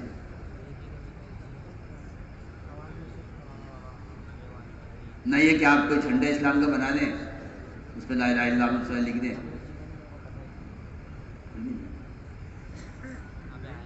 اسلام کا تعارف امت کے مجموعے کا حلیہ، ہم کچھ کہہ رہے ہیں، امت کے مجموعے کا حلیہ. اللہ کی قسم یہ واحد ایک سبب ہے اسلام کے تعارف کا. میری بات بہت توجہ چاہتی ہے. امت مسلمہ کے مجموعے کا حلیہ صرف یہ ہے جس سے مسلمان ساری اقوام باطلہ کے درمیان الگ نظر آئے گا. ورنہ نماز پڑھیں، روزہ رکھیں، حج کریں، زکوٰۃ دیں، یہ اس سے اسلام کا تعارف نہیں ہوتا ہے. جو اسلام کی بنیادیں ہم عرض کریں گے. امت مسلمہ کا مجموعہ سنت پر مجتمع ہو. آپ نے صاف فرمایا نا کہ میری امت. کون ہے آپ کی امت؟ امت مسلمہ آپ کی امت ہے. آپ نے فرمایا کہ میری امت کی مثال ساری اقوام باطلہ اور ساری امتوں کے درمیان ایسی ہوگی جیسے سیاہ بیل کے پہلو میں چند بال سفید ہو، یا پورا سفید بیل ہے چند بال سیاہ ہیں. فرمایا کہ میری امت ایسی ہوگی. یہ دور سے نظر آئیں گے، کہیں ان کے اعضاء چمک رہے ہوں گے وضو سے، اور کہیں ان کا حلیہ بتائے گا کہ یہ مومن ہے. اس زمانے میں یہ ایک دھوکہ لگا ہے مسلمانوں کو کہ ایمان دل کی چیز ہے، کسی کے ظاہر کو مت دیکھو. ہاں یہ اس سے بات توجہ سننا بہت. یہ دھوکہ بہت سے مسلمانوں کو لگا ہوا ہے، بلکہ اکثر کو لگا ہوا ہے. کیا ہمارا ظاہر کو دیکھ رہے ہیں؟ آپ کو کیا معلوم ہماری تلاوت، ہمارا ذکر، ہماری تہجد کیسی ہے، ہم تو مستقل پورے سال نفل روزے رکھتے ہیں. ہم تو آپ کو پتہ ہی نہیں ہے. آپ تو ہمارے ظاہر حلیہ دیکھ رہے ہیں کہ ہم پینٹ شرٹ پہنے ہوئے ہیں. آپ تو ہمارے ظاہر کو دیکھ رہے ہیں، آپ کو ہمارے باطن کی خبر نہیں ہے. حضرت فرمایا کہ رضی اللہ تعالیٰ عنہ ہم تمہارے ظاہر کو دیکھیں گے تمہاری اللہ کے ساتھ عبادت کیسی ہے، تمہاری تلاوت کیسی، تم جانتے تمہارا اللہ جانے۔ جو ہمارے سامنے مسلمان ظاہر ہوگا ہم اسے قریب کریں گے، اس پر اعتماد کریں گے، اور جو اگرچہ اس کی تنہائی اللہ کے ساتھ کسی ہو جائے اس کا اللہ جانے۔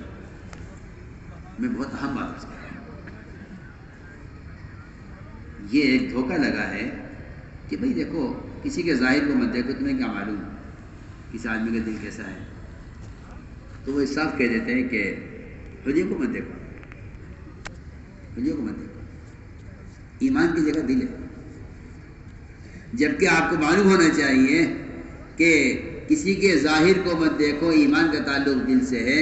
یہ بات حضور اکرم صلی اللہ علیہ وسلم نے حضرت مقداد سے فرمائی تھی اس کافر کے بارے میں، جس کافر نے حضرت مقداد کا ہاتھ کاٹا، یہ اس کے پیچھے دوڑے، اس کے جب سر پہ تلوار آ گئی اس نے کہا اشہد ان لا الہ الا اللہ، سے قتل کر دیا۔ میں کہ مقداد تم اس کے ظاہر کو کیوں دیکھا، تمہیں کیا معلوم اس کے دل میں کیا ہے؟ آپ بتائیے تو صحیح، ایک آدھا منٹ پہلے جو آدمی کافر تھا آپ نے اس کی اس بات کو دل بنایا اپنے لیے کہ ایمان دل کی چیز ہے، ظاہر کو مت دیکھو۔ حضرت مقداد سے بے شک غلطی ہوئی کہ انہوں نے اس آدمی کے زبان سے کلمہ پڑھنے کو قبول نہیں کیا، یہ کہہ کر کہ جان بچانے کے لیے پڑھ رہا ہے۔ سوچیے آپ، آج مسلمان یہ کہتا ہے کہ ظاہر پہ کیا دیکھنا، ایمان دل کی چیز ہے۔ صاف سمجھتا کہ ایمان کا تقاضا ہے، یہ ایمان کا تقاضا ہے کہ مومن اپنے حلیے سے محمد صلی اللہ علیہ وسلم کو امتی پہچانا جائے، یہ ایمان کا تقاضا ہے۔ اور یہ کہنا کہ اسلام کو کوئی لباس نہیں ہے، یہ تو میں کہتا ہوں اس سے بڑا جاہل دنیا میں کوئی نہیں ہوگا جو کہے کہ اسلام میں کوئی لباس نہیں ہے۔ یہ کھال چھپانے کو لباس کہتے ہیں، اللہ کی قسم کھال چھپانا فرض نہیں ہے، بدن چھپانا فرض ہے۔ کیا چھپانا فرض ہے؟ بدن چھپانا فرض ہے۔ یہ کس نے کہہ دیا آپ سے کہ کھال چھپانا فرض ہے؟ کھال چھپانا فرض نہیں ہے، کھال چھپانا تو ساری اقوام باطلہ میں ہے، آپ دیکھ لیجیے آپ جا کر۔ بدن کا چھپانا فرض ہے، کھال چھپانا فرض نہیں۔ کھال چھپانے بدن چھپانے میں تو اگر آپ کے نزدیک فرق نہیں ہے تو پھر ایک مسلمان ایک یہودی میں کیسے فرق کریں گے؟ آپ میرے بات کو جواب دیجیے، کیسے فرق کریں گے؟ یہ زمانے کا فتنہ ہے یہ کہ لباس کوئی چیز نہیں ہے، جبکہ اللہ اکبر مولانا ادریس صاحب رحمۃ اللہ علیہ کاندھلوی، سننا توجہ سے میں کچھ کہنا چاہتا ہوں، جہاں لوگ مثالیں دیتے ہیں بڑوں کی۔ مولانا ادریس صاحب کاندھلوی رحمۃ اللہ علیہ اپنے زمانے کے بڑے پائے کے بزرگ اور بڑے پائے کے عالم، وہ لکھتے ہیں کہ مسلمان اگر کسی پنڈت کا یا کسی جوگی کا لباس اختیار کرتا ہے تو اس کے لباس کا اور انگریزی لباس کا ایک حکم ہے، یہ لکھا ہے۔ پینٹ پہننے والے سنیں اس کو، پینٹ پہننے والے اس کو سنیں، جن کا خیال یہ کہ یہ تو ایک لباس ہے، بالکل واضح صاحب لکھا ہے صاحب کاندھلوی نے کہ ایک پنڈت کا لباس پہننا جس طرح شرعاً ناجائز اور حرام ہے مسلمان کے لیے، اس طرح انگریزی لباس استعمال کرنا، انگریزی لباس سے کہتے ہیں غیر شرعی لباس انگریزی لباس ہے۔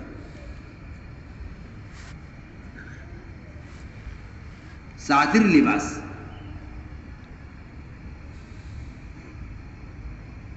جس سے بدن کی ہے ظاہر نہ ہو، یہ شرعی لباس ہے، شرعی لباس یہ ہے۔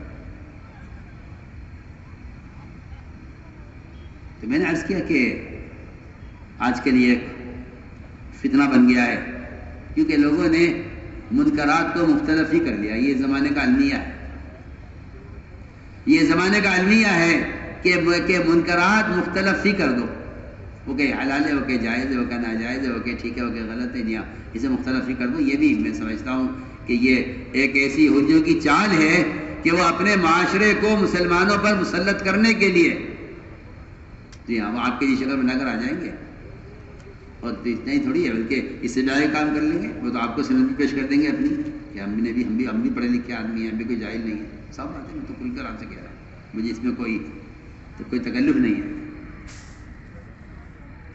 وہ بھی آپ کی اشکال بنا کر آ جائیں گے، وہ بھی آپ کو سند دکھا دیں گے. سب بات ہے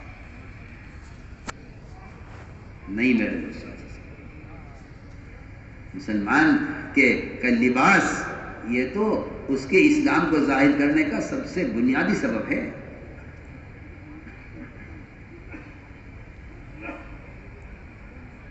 اس لیے کہ نماز عبادت جس لباس کا تقاضا کر رہی ہے وہ مومن کا حلیہ ہے. وہ نماز کے لباس نہیں ہے، مومن کا حلیہ ہے. جو دینی مدارس کے اندر حلیہ ہے وہ مدرسے کا حلیہ نہیں ہے، وہ مسلمان کا حلیہ ہے.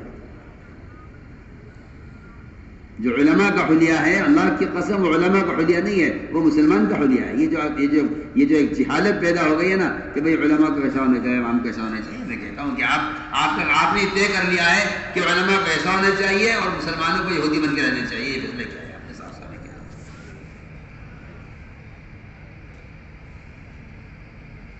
جبکہ اکثر پہننے والوں کا سجدے میں ان کے پیچھے سے صدر کھل جاتا ہے. اللہ کی قسم ان کی نماز فاسد ہے. تم یہ چاہے باتیں بناؤ، نماز فاسد ہو جاتی ہے، کوئی پرواہ نہیں ہے.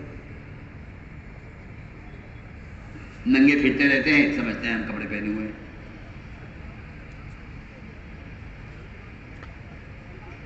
وہ تو میں تو آپ سے کھل کر کہہ رہا ہوں. آپ صحابہ کو سنیے، آپ بجائے آج کل کی نئے رائے اور نئے فتوے سننے کے بجائے آپ صحابہ کو پڑھیے، پتہ چلے گا. 12 پیوندوں کے کرتے میں جب داخل ہو رہے تھے ملک شام میں، عبداللہ بن عوف نے کہا مومنین کرتا تبدیل کر لیجئے، یہاں آپ فاتحانہ داخل ہو رہے ہیں، کپڑے میں آپ کے پیوند لگے ہوئے ہیں. انہوں نے یہ نہیں کہا تھا کہ ان کے کپڑے پہن لیجئے، فرمایا کہ اپنا ہی کپڑا، آپ کا جو اپنا لباس ہوتا ہے وہ پہن لیجئے، مگر نیا پہن لیجئے. فرمایا اگر ان کو مغلوب کرنے کے لیے میں نیا کرتا پہنا تو اللہ ہمیں ذلیل کریں گے. یہ حضرت عمر کا قول ہے.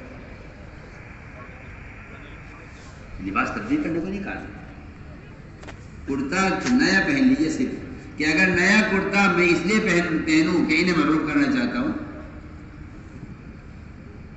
یہ آپ سے کیا عرض کروں، حضرت کی بات ہے. سمجھتے تھے کہ باطل تم سے چھوٹی چیزیں چھڑوائے گا. یہ سننا چھوڑ دو، یہ سننا چھوڑ دو، یہ سننا چھوڑ دو. تم کہو گے اس میں کیا حرج ہے چھوڑنے میں، یہ تو کوئی ایسا کوئی فرض تو ہے نہیں، چھوڑ دو. اور یہ تو کوئی واجب تو ہے نہیں، چھوڑ دو. کیا بات ہے، یہ کوئی ہم سے فرض تھوڑی چھڑوا رہے نا، کوئی واجب تھوڑی چھڑوا رہے. اگر کوئی حکومت کا قانون کسی سنت کے خلاف آ گیا ہے تو کہیں گے بیٹھ کے عموم بلوا کا مسئلہ ہے، مصیبت ہے اور ساتھ ہی مسلمان پریشان ہو جائیں گے، لہٰذا اس کو چھوڑنے میں کوئی حرج نہیں ہے. یہ کوئی لازم نہیں ہے اس پر عمل کرنا. جی آج یہ چھوڑ دیں گے، ٹھیک ہے، قانون ہے، چھوڑ دیتے.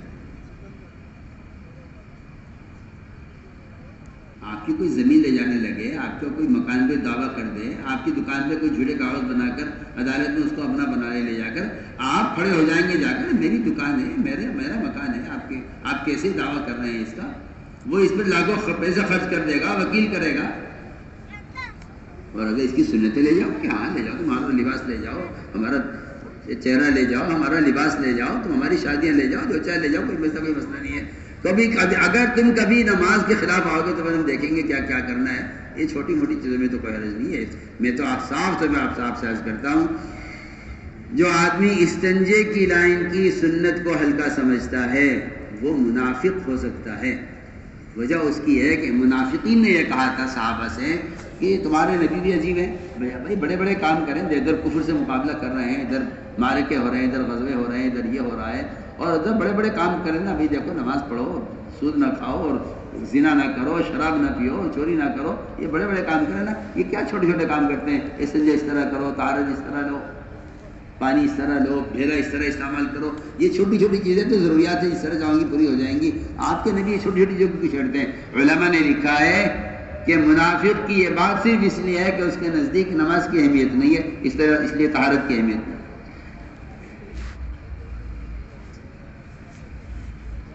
میں صاف سے مولانا ایسا فرماتے تھے، میں تو ایک قوم تیار کرنا چاہتا ہوں. تم سمجھتے ہو چلے لگا کے کلمہ نماز سورہ فاتحہ سیکھنے واسطے تبلیغ میں نکالا جاتا ہے؟ تو کام ہی نہیں سمجھا جس کا خیال یہ ہے کہ نکال دو تاکہ دین سیکھ لیں. کوئی بات ہے. اقامت دین نفر کا اصل مقصد ہے، اور اتباع سنت یہ ہم اس پہ مجبور ہیں اتباع سنت، اختیار نہیں ہے، مجبور ہیں. ایسا فرماتے تھے، میں تو ایک قوم تیار کر کے ساری دنیا کو پیش کرنا چاہتا ہوں.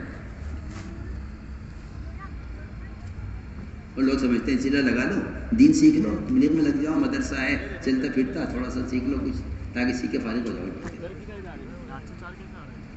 وقال اننی من المسلمین، اس کا مطلب یہ تھوڑی تھا کہ میں کافر نہیں ہوں.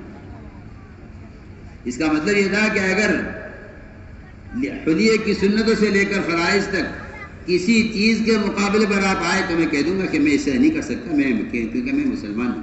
وقال مسلمین کہنے کی جو جرت پیدا ہوگی اس کو دعوت کے ساتھ جوڑا ہے قرآن. یہ تھوڑی مطلب اس کا کہ میں کافر نہیں ہوں. یہ مسلمین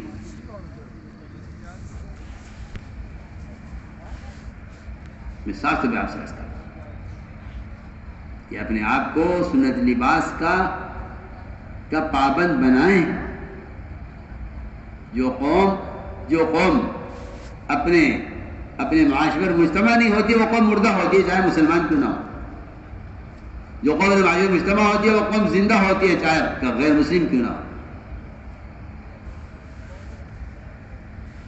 آپ اسے معمولی چیز سمجھ رہے.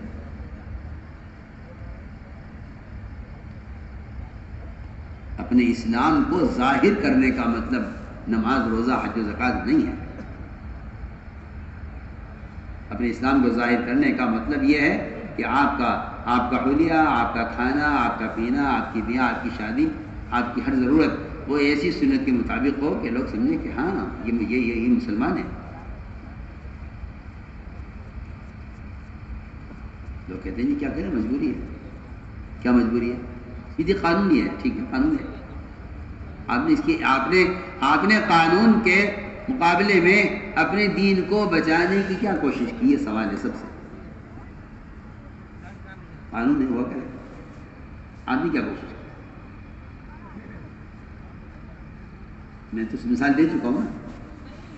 آپ کی زمین دبا لے، آپ کا مکان قبضہ لے، آپ کی دکان پر دعویٰ کر دے کوئی جھوٹا، آپ کیا آپ کہہ دیں گے ہاں لے لو، کوئی بات نہیں، چھوڑ دو، ہمارے پاس تو اور بھی دکانیں ہیں، کیا بات ہے، لے جاؤ. آپ تو ایڑی چوٹی کا زور لگا دیں گے، حلال میں پڑ جائیں گے جا کر. مجھے حیرت اس بات پر ہے. اس لیے میں صاف طور پر عرض کرتا ہوں کہ جو آدمی کسی قانون کی وجہ سے شرعی لباس استعمال نہیں کر سکتا، کسی ڈپارٹمنٹ کی وجہ سے یا کسی شعبے کی وجہ سے، وہ اللہ کے یہاں کب معذور ہے کب مجرم ہے. اس کو سمجھنا چاہیے. وہ اللہ کے یہاں کب معذور ہے اور کب مجرم ہے. 3 شرطیں اگر پائی جائیں، اگر 3 شرطیں پائی جائیں تو یہ معذور ہے ورنہ مجرم.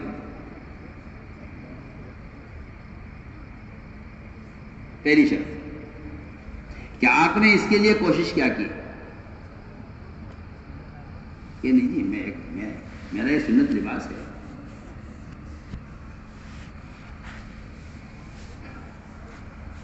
آپ کی کمپنی ہے، آپ کی دکان ہے، آپ کی کوئی بھی کام ہے، ہم تو کہتے ہیں ہر کام کرو، کیا بات ہے. حرف آ پیش آ، اس کے لیے اس کی تلاش کیجیے کام. لیکن آپ اپنا دین بیچ دیں اس کے لیے.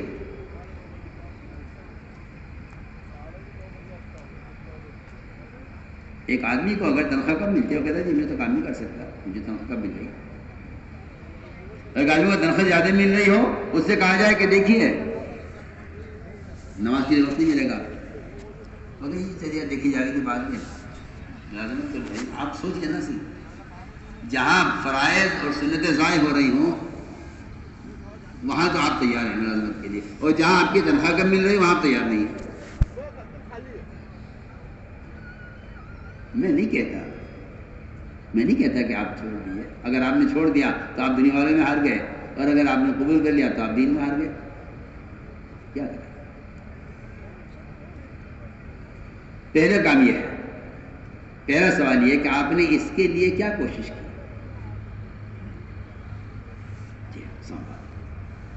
کہ نہیں جی میں مسلمان ہوں، میرا ایک شرعی لباس ہے۔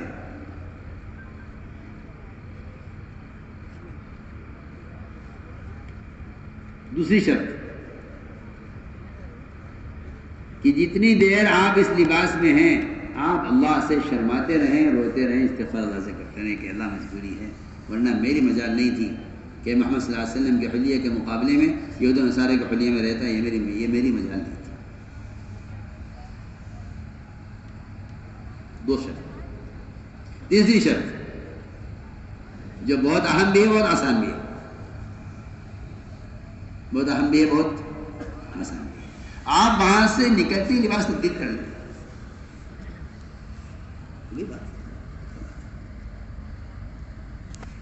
اگر نہیں کرتے آپ تو آپ یہود و نصارہ کے لباس سے آپ خوش ہیں، اور یہ اس بات کی علامت ہے کہ پھر آپ کے دل میں یہود و نصارہ جڑیں پکڑی ہوئی ہیں۔ یہ سیدھی بات ہے۔ اس لیے کہ کسی ماحول میں سنت پر عمل کرنے سے شرمانا،